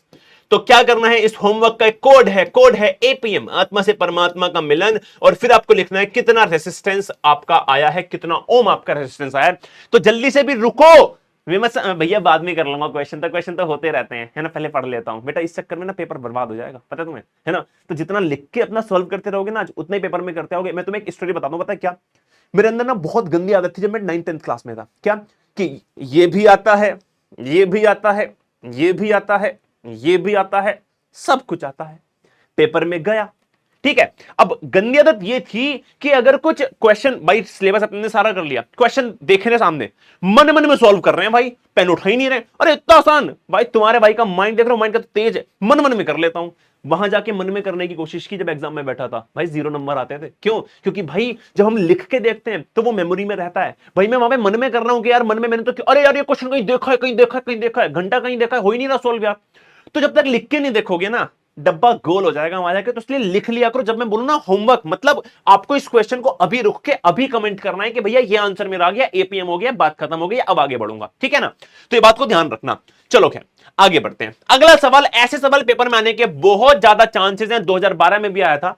एक नाइक्रोम वायर है जिसकी लेंथ एल है, जिसका रेडियस आर है, और उसका रेसिस्टेंस है 10 ohm. How would be the resistance of the wire change अगर, पहला part, only length of the wire is double. देखो यार, देखो फॉर्मूला होता है V equals to I R. अच्छा एक सेकंड रुको, हमें रेसिस्टेंस और लेंथ दे रखी, तो यहां पे मैं लगाऊंगा रेसिस्टिविटी वाला फॉर्मूला, क्योंकि लेंथ और एरिया या फिर रेडियस हमें कहां काम आता है, अपने रो वाले फॉर्मूले में। तो मैं लगाऊंगा R is equals to rho L upon में A। रेसिस्टेंस मेरा 10 था स्टार्टिंग में, रो मेरा, रो ले लेते हैं, कांस्टेंट होता है, L अपन ने ले लिया लेंथ L, और अपने पास रेडियस है R, एरिया होता है पाई आर स्क्वायर, क्योंकि क्रॉस सेक्शनल एरिया वो सर्कुलर एरिया होता है, और सर्कल का जो एरिया होता है वो होता है pi R square, pi into radius का स्क्वायर। मेरी पहली इक्वेशन आ गई भाई लोग, ये बोल रहा है रेसिस्टेंस नया वाला कितना होगा अगर आपने लेंथ को दुगना कर दिया। भाई रेडियस को तो नहीं छेड़ा आपने, हाँ भैया। इक्वेशन नंबर 2, बेटा दोनों को डिवाइड कर देंगे, डिवाइड 1/2, तो आपका आएगा 10 अपॉन में आर डैश, सही बात है। अब देखो ऊपर आपका रो एल अपॉन में पाई आर स्क्वायर, नीचे आपका रो मल्टीप्लाई 2L अपॉन में पाई आर स्क्वायर, जो सेम उसे काट दो, ये कट गया, ये कट गया, L से L कट गया, तो ये आ गया आपका 1 अपॉन में कितना आ गया, 2 आ गया, कितना आ गया 1 अपॉन में 2 आ गया। तो यहां से आपकी इक्वेशन बनी 10 अपॉन में R dash is equals to 1 upon 2 cross multiply, तो R डैश आ जाएगा 2 मल्टीप्लाई 10 यानी कि 20, मतलब कि आपका रेजिस्टेंस 20 ओम हो जाएगा, डबल हो जाएगा। क्या सभी को इतनी बात समझ में आ रही है? अब कह रहा है ओनली डायामीटर इज डबल्ड। अगर हम सेकंड पार्ट में क्या करें, केवल डायामीटर को डबल करें, तो पहली इक्वेशन तो वही हो जाएगी, कौन सी वाली, 10 is equals to rho into L upon में पाई आर स्क्वायर वाली, ये इक्वेशन नंबर 1 है। अब की बार क्या कह रहा है, R dash equals to rho, L उतनी लेनी है पाई। अब की बार diameter of the wire is double. अगर डायमीटर डबल हो रहा है मतलब रेडियस भी डबल हो रहा है ना। डायमीटर क्या होता है भाई, डायमीटर ये तो होता है, इसे कहते हैं डायमीटर। अगर आप इसको डबल कर रहे हो मतलब आप रेडियस को भी डबल कर रहे हो। भाई डायमीटर 10 हो गई, पहले देखो, पहले डायमीटर अगर मान लो मेरी 10 थी तो बेटा मेरा रेडियस कितना हो जाता है ना, एक सेकंड देखो, मान लो मेरा डायमीटर मान लेते हैं, कोई नंबर मान लेते हैं 100, तो रेडियस कितनी 50। अब आधा होता है ना रेडियस, तो अगर आपने डायमीटर को डबल किया 200, तो रेडियस कितना हो जाएगा, वो भी डबल हो जाएगा, क्योंकि इसका आधा कितना होता है 100 होता है। तो यहां पे आपको रेडियस को क्या करना है, डबल करना है, तो ये हो जाएगा आपका पाई में 2r का स्क्वायर। इसे आप थोड़ा सोल्व करोगे तो हो जाएगा रो एल अपॉन में pi into 4r square, equation number 2 divide कर दो तो आ जाएगा 10 अपॉन में r डैश, ठीक है भैया। ये हो जाएगा पाई एल अपॉन में pi R square divided by pi L upon में पाई इंटू 4r²। ध्यान से देखो, ये कटा, पाई से पाई कटा, r² से r² कटा, ये आ गया आपका 1 अपॉन में 4। क्रॉस मल्टीप्लाई करोगे तो r डैश जाएगा 4 multiply 10 equals to 40 ohm. I hope कि सभी को बात समझ में आ गई होगी कि हमने यहां पे कोई गड़बड़ तो नहीं की थी। एक बार फिर से देख लेते हैं भैया। एवरीवन, ये ऊपर जाएगा मल्टीप्लाई में, ये नीचे जाएगा मल्टीप्लाई में, तो 1/2 ही आएगा। बिल्कुल सही बात है। सेम यहां पे अगर मैं देखूंगा तो मेरे पास, हाँ, यहां पे गड़बड़ है भाई लोग, ये गड़बड़ है। क्या गड़बड़ है? यहां पे क्या होगा जब ये कटा तो देखो, ये वाला ऊपर जाता है, ये वाला नीचे, तो 4 ऊपर जाएगा ना कि नीचे जाएगा, ठीक है ना। तो अपन के पास आ जाएगा यहां पे कितना, 4 क्रॉस मल्टीप्लाई करोगे तो r डैश हो जाएगा 10 अपॉन में 4 यानी कि 2.5 ओम हो जाएगा, ठीक है ना। क्लियर है बात? बहुत बढ़िया, चलो बहुत बढ़िया, आगे बढ़ते हैं। अब बात कर लेते हैं कॉम्बिनेशन ऑफ रेसिस्टर्स की। भी रेसिस्टर्स क्या होता है पहले तो ये समझ लो। देखो, ऐसे मान के चलो कि जब तुम घर में कभी भी अपना इलेक्ट्रिकल अप्लायंसेस को लगाते हो, बल्ब लगाते हो, फैन लगाते हो ना, तो हर एक चीज वो कंडक्टर है, क्योंकि वहां से बिजली पास होती है और आपको वो चीज काम करती हुई दिखाई देती है। लेकिन कहीं ना कहीं हर एक ऑब्जेक्ट का अपना कुछ ना कुछ रेसिस्टेंस होता है। तो घर में लगी हुई हर चीज रेसिस्टर ही कहलाती है। रेसिस्टर मतलब जिनका कुछ ना कुछ रेसिस्टेंस होता है। अब इनको हम दो तरीके से ज्वाइन कर सकते हैं, एक होता है सीरीज और एक होता है पैरेलल। दोनों में डिफरेंस क्या होता है आओ आगे बताता हूं, दोनों में डिफरेंस है। पहले बात कर लेते हैं सीरीज कॉम्बिनेशन की। देखो, सीरीज कॉम्बिनेशन का यह मतलब होता है कि अगर आपने एक ही वायर से सबको लाइन से जोड़ दिया, यहां पे रेसिस्टर का साइन बना हुआ है, साइन तुम्हें बता दिए थे मैंने स्टार्टिंग में, है ना। तो यहां से वहां तक सब कुछ एक ही रास्ते में है, तो उसे हम कहते हैं सीरीज कॉम्बिनेशन। टू और more resistance are said to be connected in series when they are connected end to end and the same current flows through each of them. Same current का मतलब क्या है? देखो ध्यान से देखना, आपने यहां पे बैटरी लगाई हुई, यहां से करंट जा रहा है, करंट मतलब इलेक्ट्रॉन्स फ्लो कर रहे हैं। जब सब कुछ, सारे इलेक्ट्रॉन्स एक रास्ते से जा रहे हैं और हर बार एक रास्ते से जा रहे हैं, तो क्या सबके अंदर से same number of electrons flow हो रहे हैं? हाँ भैया। तो क्या सब के लिए जो करंट की वैल्यू है वो आई और आई होगा? हाँ भैया, सबके लिए करंट की वैल्यू तो सेम होगी क्योंकि सारे एक जगह से जा रहे हैं। लेकिन बात करते हैं पोटेंशियल डिफरेंस की। देखो, पोटेंशियल डिफरेंस क्या होता है? किसी भी इलेक्ट्रॉन को इन्फिनिटी से सर्टेन पॉइंट तक ले जाने के लिए, इस वाले रेसिस्टेंस के लिए वो पॉइंट यहां से यहां तक है, लेकिन इसके लिए वो पॉइंट यहां से यहां तक है, लेकिन इसके लिए वो पॉइंट यहां से यहां तक है। तो सबके लिए स्टार्टिंग और एंडिंग पॉइंट डिफरेंट है ना? हाँ भैया। तो सबका वोल्टेज अलग है, तो इसलिए V1 ले लिया, V2 ले लिया, V3 ले लिया। तो जो भी बैटरी ने अपने टोटल वोल्टेज दी है वो 3 पार्ट में डिवाइड हो जाती है सीरीज में। कैसे कैसे जी? हमारी कुछ इस तरीके से V1 plus V2 plus V3। क्यों? क्योंकि तीनों का स्टार्टिंग और एंडिंग पॉइंट अलग है। तो हमने जो पॉइंट डिफाइन करते हैं कि भाई एक चार्ज को इन्फिनिटी से एक सर्टेन पॉइंट तक ले जाना है, तो वो पॉइंट तीनों में डिफरेंट है, ठीक है। अच्छा, अब सब लोग जानते हैं ओम्स लॉ से V होता है इक्वल्स टू IR। अच्छा, तो टोटल को तो मैं लिख सकता हूं IR, लेकिन इस वाले को क्या लिखूंगा? V1 को क्या लिखूंगा? भाई V इक्वल्स टू IR है, तो V1 क्या होना चाहिए? I1 R1। लेकिन यहां पे I1 तो है नहीं, सबके लिए I है, तो ये हो जाएगा तुम्हारा IR1, ठीक है ना, रेसिस्टेंस ऑफ पहला रेसिस्टर। V2 हो जाएगा तुम्हारा IR2, V3 हो जाएगा तुम्हारा IR3। अब भैया आप I1 I2 I3 क्यों नहीं लिख रहे हो? क्योंकि करंट तो सबके लिए सेम है। क्यों? क्योंकि सबसे एक ही नंबर ऑफ इलेक्ट्रॉन्स पास हो रहे हैं। तो ये हो गया आपका कितना जी? ये हो गया आपका IR1 प्लस में IR2 प्लस में IR3। भाई लोग, अपने को क्या करना है? I को ले लेना है कॉमन, तो IR, अच्छा ये टोटल था सारा, है ना, टोटल था, I टोटल है ना। लेफ्ट साइड में क्या है? सब कुछ टोटल है, पूरे के पूरे उसका सर्किट का। तो I तो सबके लिए सेम ही है, R total is equals to I common लिया आपने, R1 plus R2 plus R3 हो गया।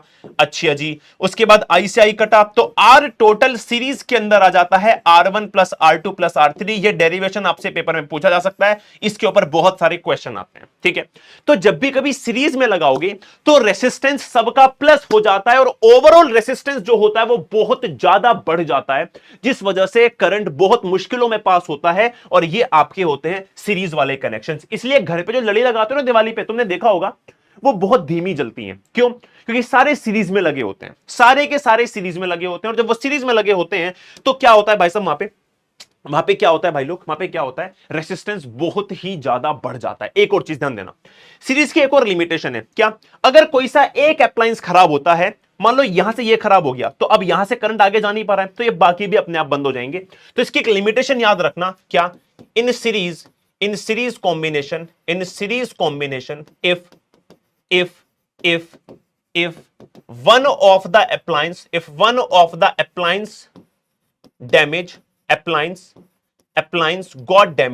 got damage, then all other appliances also stops working. All other appliances also appliances also stops working, ठीक है ना, वो भी काम करना बंद कर जाते हैं क्योंकि सारे के सारे एक ही रास्ते से करंट जा रहा है, एक ने अगर करंट को नहीं लिया तो बाकी भी नहीं ले पाएंगे, ठीक है ना।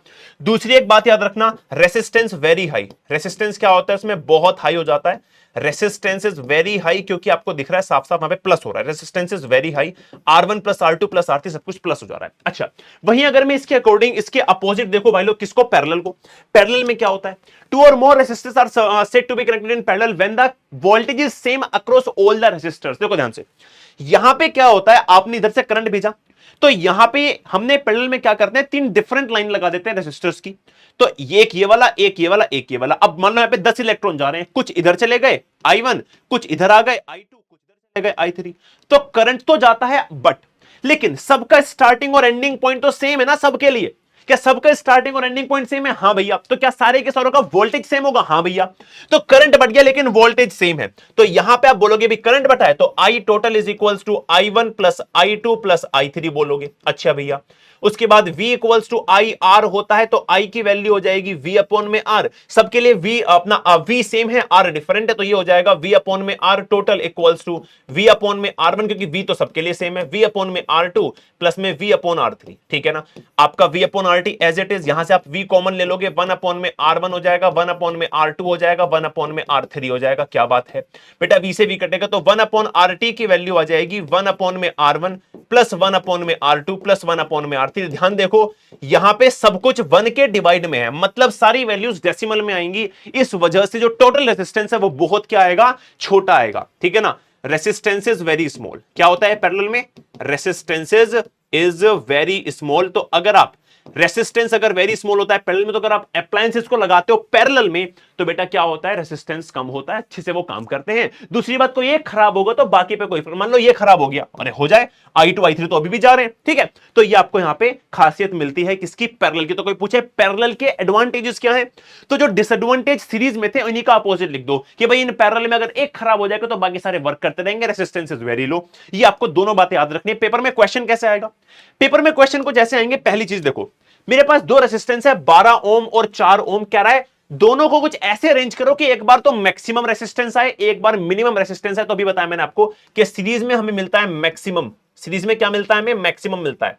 तो इनको दोनों को सीरीज में लगा देंगे, कैसे जी, यहां पे कुछ ऐसे, यहां पे कुछ ऐसे, एक हो गया 12, एक हो गया 4, और अगर कोई पूछे टोटल रेजिस्टेंस क्या होगा तो आप बोलोगे RT equals to R1 plus R2 series में, तो ये हो जाएगा 12 प्लस 4 आपका 16 ओम आ गया आपका। ये कौन सा आ गया आपका, R मैक्सिमम वाला, जब आपने सीरीज में लगाया था।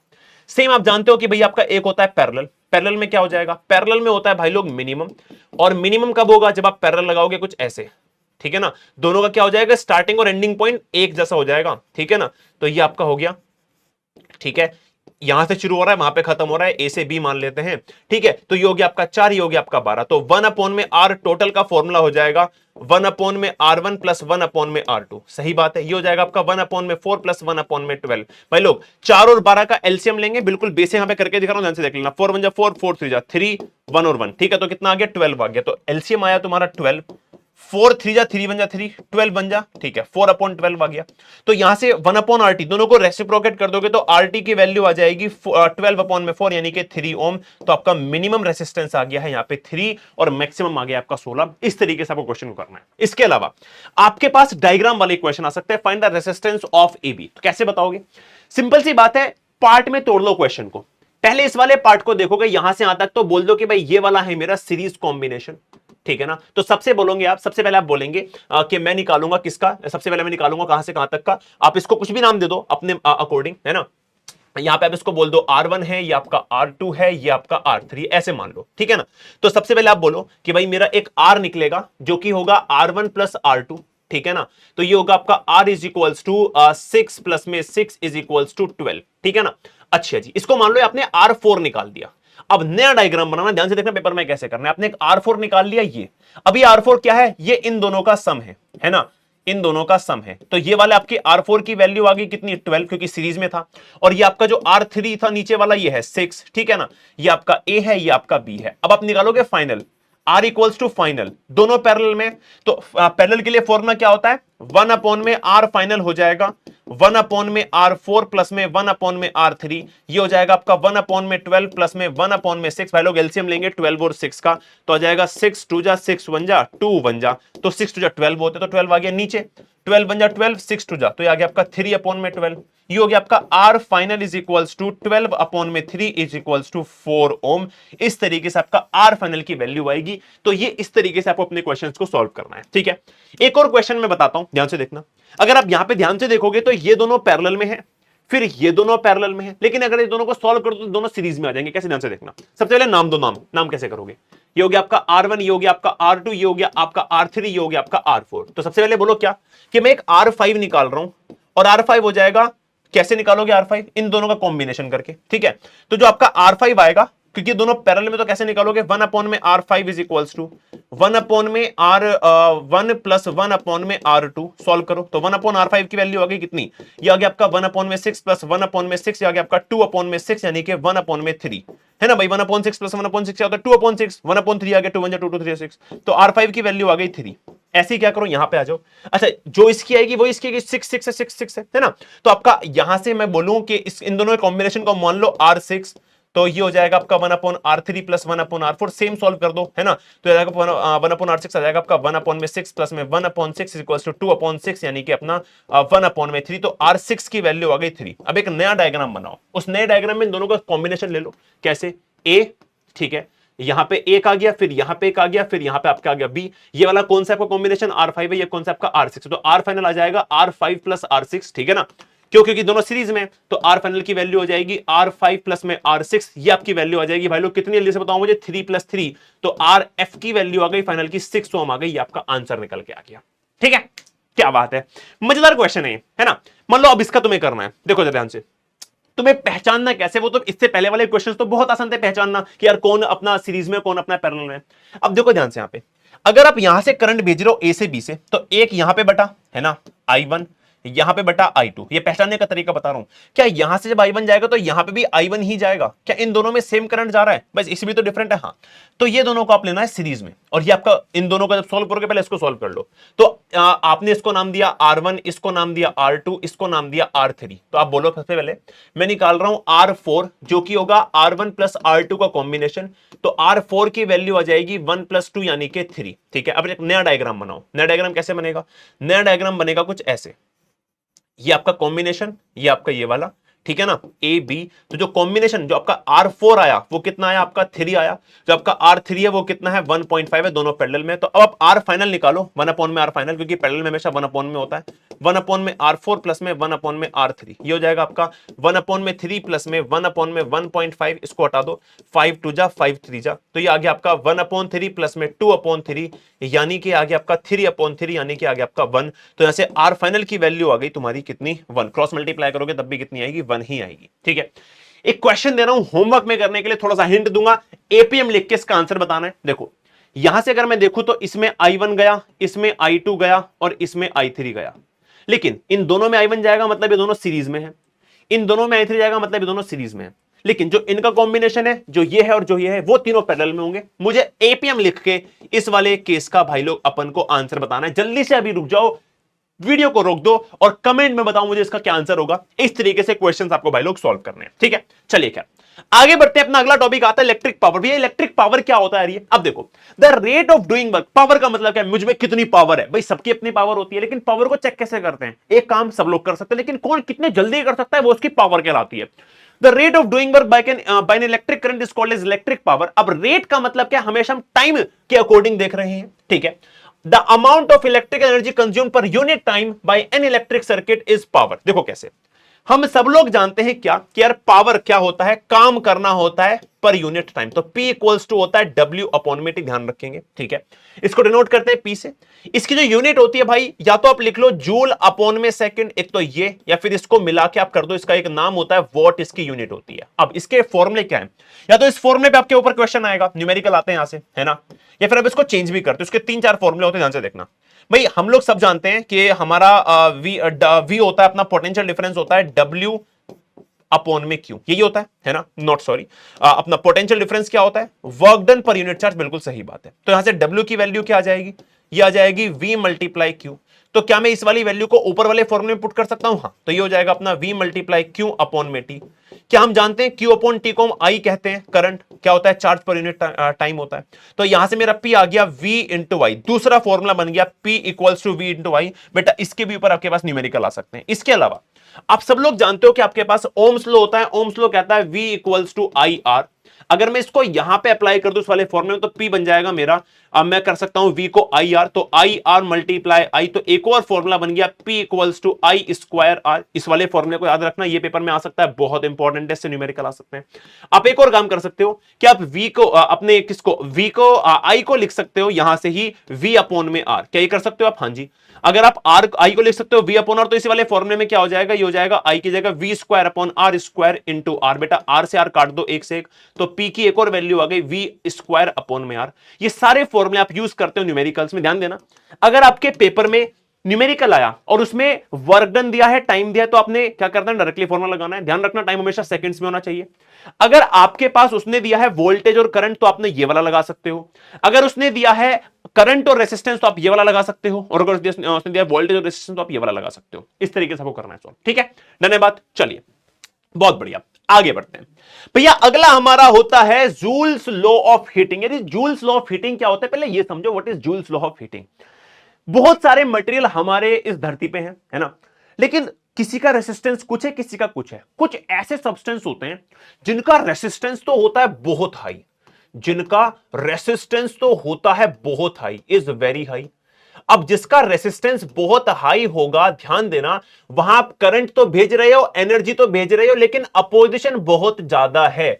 ऐसे मान के चलो कि इलेक्ट्रॉन्स बहुत सारे हैं लेकिन रेसिस्टेंस बहुत ज्यादा है, तो इलेक्ट्रॉन बार बार टकरा रहे हैं। टकराने से पैदा होती है हीट, और वहां पे बहुत ज्यादा हीट पैदा हो जाती है। तो रेसिस्टेंस जब बहुत हाई होता है तो बहुत हीट यहां पे क्या होती है, जनरेट होती है, ठीक है ना, बहुत ज्यादा heat is produced, heat produced होती है। अब उसमें दो सब्सटेंस होते हैं, एक वो जो हीट से पिघल जाते हैं, लिक्विड बन जाते हैं, एक वो जिनका मेल्टिंग पॉइंट भी बहुत हाई होता है। अब ध्यान देना, हम बात कर रहे हैं जूल्स लॉ ऑफ हीटिंग की, तो यहां पे क्या लिखा है, the heat produced in a conductor, जो भी प्रोड्यूस होती है यहां पे रेजिस्टेंस की वजह से, वो डायरेक्टली प्रोपोर्शनल होती है स्क्वायर ऑफ करंट के, किसके, स्क्वायर ऑफ करंट के। उसके बाद रेसिस्टेंस के, भाई जितना ज्यादा रेसिस्टेंस उतना ज्यादा हीट, जितना ज्यादा करंट उतना ज्यादा हीट, क्योंकि ज्यादा इलेक्ट्रॉन्स मतलब ज्यादा हीट। और दूसरा किसके, समय के, जितना आप समय लगाओगे, आप इसको कंबाइन करोगे तो H की वैल्यू आ जाएगी आई स्क्वायर आर टी। तो ये फॉर्मूला होता है हीट का। भाई हीट क्या है, heat is a form of energy. Work done क्या है, वो भी आप तभी करते हो आपके पास एनर्जी होती है। तो वहां से भी इस फॉर्मूले को ड्राइव कर सकते हो, कैसे भाई, सब लोग जानते हैं P इक्वल्स टू होता है W अपॉन में T, तो W की वैल्यू आ जाएगी P मल्टीप्लाई बाई T। और आप P को क्या लिख सकते हो भाई लोग, जल्दी से मुझे बताओ, P को क्या लिख सकते हो, V इंटू आई लिख सकते हो पिछले वाले फॉर्मूले से, देखो P equals to V into I, हाँ भैया लिख सकते हैं। तो V into I into T, V को लिख सकते हो आप आई स्क्वायर आर, है ना, सॉरी V इक्वल्स टू होता है आई आर, तो यहां से I इंटू टी ऑलरेडी था, तो ये बन गया आपका W equals to I square R T. तो यहां से आपकी जो हीट की वैल्यू होगी, क्योंकि work done is equivalent to heat, तो ये आपका यहां से भी फॉर्मूला डिराइव हो सकता है, डेफिनेशन से भी हो सकता है। कहने का मतलब क्या है, ये जो जूल्स लॉ ऑफ हीटिंग है ना, ये हमारे लिए इतना इंपॉर्टेंट इसलिए है क्योंकि इसका इस्तेमाल करते हैं ऐसे सब्सटेंस में जिनका मेल्टिंग पॉइंट बहुत हाई होता है। अब उससे हमें फायदा क्या मिलता है, देखो फायदा क्या है, हम इसके प्रैक्टिकल एग्जांपल्स देख लेते हैं। मुझे बहुत बार सर्दियों में ना हीटर की जरूरत होती है, तो मैं एक ऐसा मेटल चाहता हूं जिसको मैं बहुत सारी हीट दे सकूं, उसमें बहुत सारा रेजिस्टेंस हो, तो हीट इकट्ठी हो जाए, हीट प्रोड्यूस्ड हो, और ऊपर से वो कभी पिघले ना। नाइक्रोम वायर का इस्तेमाल कर लेते हैं, तो मेरा हीटर बन जाता है। ऐसी सेम प्रेस में नीचे एक एलिमेंट होता है, वो बहुत रेसिस्टेंस वाला होता है, हीट आएगी लेकिन वो पिघलेगा नहीं, तो गर्म रखेगा प्रेस को, मैं इसका यूज करता हूं। ऐसे मेरा गीजर काम करता है। ऐसे टंगस्टन, टंगस्टन का जो मेल्टिंग पॉइंट होता है करीब 3500 डिग्री सेल्सियस होता है, बहुत हीट लेता है, बहुत रेसिस्टेंस होता है, तो ग्लो करता रहता है लेकिन पिघलता नहीं है। बल्ब का यूज करता हूं। बेटा फ्यूज, स्टार्टिंग बता चुका हूं, फ्यूज के अंदर एक वायर होती है, ठीक है ना। अच्छा, इसका मैं कैसे काम लेता हूं उसमें, हीटिंग इफेक्ट में, ये सब में मैं ऐसे एलिमेंट लेता हूं जिनका मेल्टिंग पॉइंट भी बहुत कम है, लेकिन मैं यहां पे लेता हूं जिसका मेल्टिंग पॉइंट बहुत ज्यादा है। सॉरी बहुत ज्यादा कम है, इनका ज्यादा था मेल्टिंग पॉइंट, है ना, हायर था मेल्टिंग पॉइंट, इसलिए इनका यूज कर पाता हूं मैं एज अ हीटिंग एलिमेंट, इनका हाई मेल्टिंग पॉइंट था। लेकिन फ्यूज में जो मैं जिस मेटल को यूज करता हूं उसका लो मेल्टिंग पॉइंट होता है। इससे फायदा मुझे क्या मिलता है, इससे मुझे यह फायदा मिलता है कि जब भी ज्यादा हीट आ रही होती है, ज्यादा करंट आ रहा होता है, तो लो मेल्टिंग पॉइंट की वजह से बीच से टूट जाता है और ज्यादा करंट मेरे अप्लायंसेस को खराब करने की बजाय यहीं पर रुक जाता है, आगे जा ही नहीं पाता। बात समझ में आ रही है? तो इस तरीके से हम अपने जूल्स लॉ ऑफ हीटिंग का इस्तेमाल करते हैं। यही था आपका इस चैप्टर में। आओ एक क्वेश्चन देख लेते हैं भाई, न्यूमेरिकल बहुत इंपॉर्टेंट है, ये तो मैं आपको होमवर्क में दूंगा, इसको तो आपको खुद करना पड़ेगा। देखो, right the mathematical expression for joules law of heating. क्या कर सकते हैं हम लोग, आई स्क्वायर आर टी वाली कैसे करोगे, जल्दी से मुझे बताओ भाई। ये लिखना है आपको, equation number 1, equation number 2, equation number 3, definition लिखना, कंबाइन कर देना, आपका फॉर्मूला बन जाएगा। इस तरीके से भी आप रिप्रेजेंट कर सकते हो।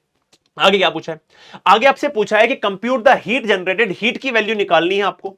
अगर यहां पे जो चार्ज है वो है 96,000 कोलम, ठीक है।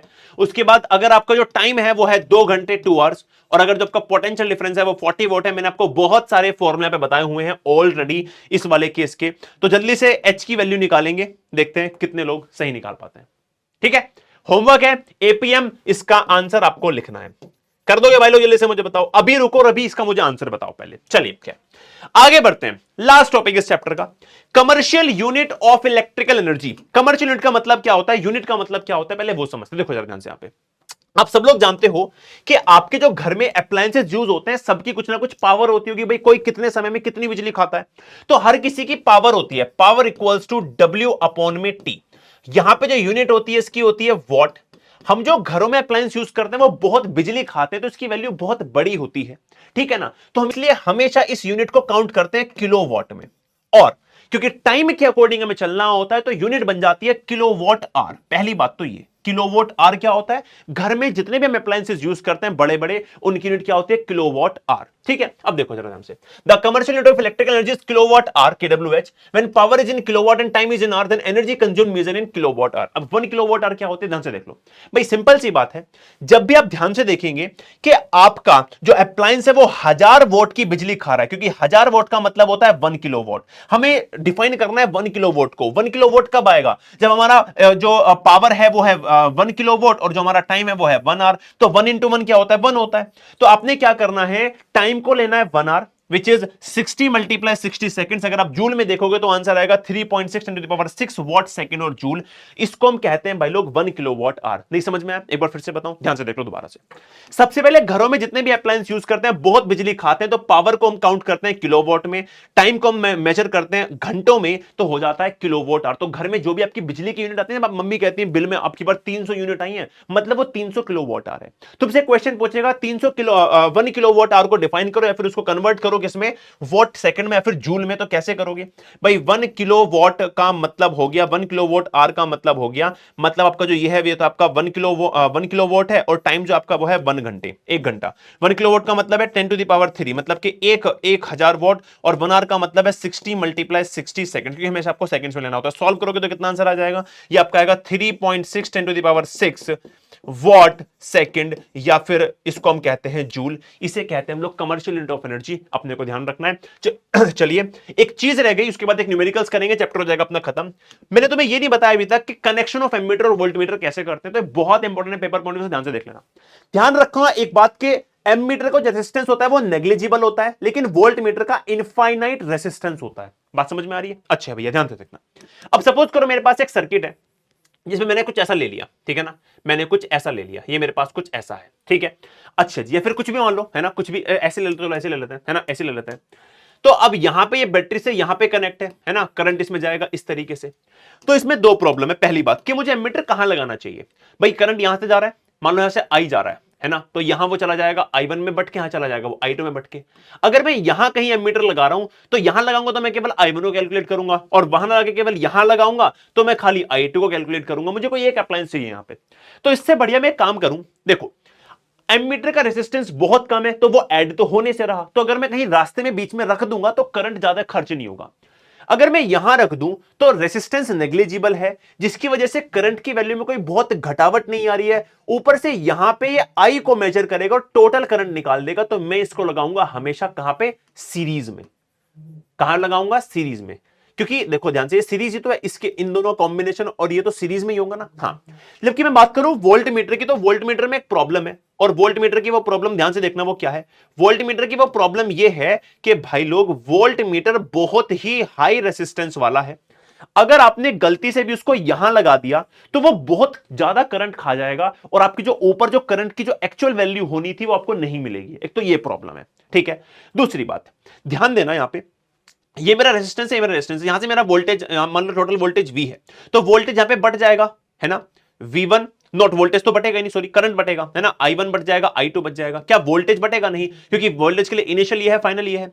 तो अगर मैं वोल्ट मीटर को यहां लगाऊंगा, बिजली खा जाएगा, प्रॉब्लम है। तो मुझे एक ऐसी जगह पे लगाना है जहां पे बिजली खाए ही ना। तो मैं उसको बीच में अगर लगा दूं, यहां पे लगा दूं, तो क्या वो बिजली खाएगा? नहीं, क्यों नहीं खाएगा भैया? मान लो तो I1 I2 I3 तीन जगह बढ़ जाएगा। ध्यान रखना, इसका रेसिस्टेंस इतना हाई होता है कि अवॉइड करते हैं इलेक्ट्रॉन्स वहां घुसने के लिए। ऐसी गली इसमें जगह ही नहीं, तो मैं क्यों जाऊंगा वहां पे?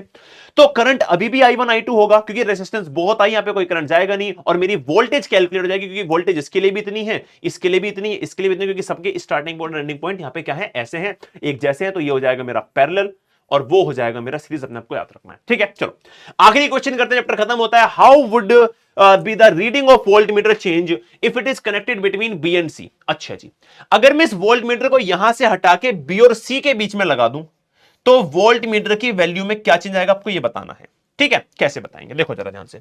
फॉर्मूला होता है V is equals to IR। अच्छा जी, मुझे वोल्टेज निकालना है, करंट मुझे पता नहीं है, लेकिन यहां से B और C के बीच का रेजिस्टेंस मुझे पता है 3 ओम।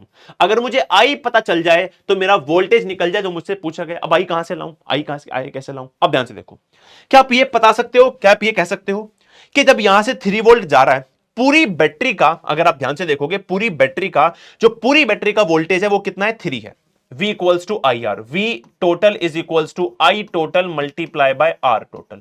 टोटल है 3, करंट टोटल हमें निकालना है, लेट सपोज, और टोटल रेजिस्टेंस कितना है सीरीज में, जल्दी से बताओ मुझे, सीरीज का सीरीज है ना, तो टोटल रेजिस्टेंस कितना हो जाएगा, 1 + 3 + 2 यानी कि तुम्हारा 6। यहां पे लिख दिया मैंने 6, तो I टोटल की वैल्यू आ गई 3/6 यानी कि 0.5, ठीक है। तो यहां से जो बैटरी से जो करंट निकल रहा है वो निकल रहा है 0.5 का, क्योंकि सीरीज है तो सब में सेम जाएगा, बटेगा नहीं। तो इसके लिए भी 0.5, इसके लिए भी 0.5, तो यहां पे मुझे वैल्यू मिल गई। तो मैं बोलूंगा V equals to 0.5 multiply by 3, ये आ जाएगा अपना V इक्वल्स टू 1.5 वोल्ट। ये आपका आंसर आ जाएगा। इस तरीके से आपको इस क्वेश्चन को करना था। आई होप के सभी को ये चैप्टर बहुत अच्छे समझ में आ गया। अगला चैप्टर क्या चाहिए जरूर मुझे कमेंट में बताना, और हम लोग अगले चैप्टर में भी ऐसे ही मचाएंगे। मैं कोशिश करूंगा कि तुम्हारा बायो वाला मेरा अगला चैप्टर है, फिर मैग्नेटिक इफेक्ट, जल्दी से मुझे कमेंट करके बता दो, मैं अगला चैप्टर वही लेके आऊंगा। आई होप कि you have enjoyed this session a lot. मिलते हैं अपनी अगले सेशन में, तब तक के लिए bye पुच्ची, bye guys, bye everyone.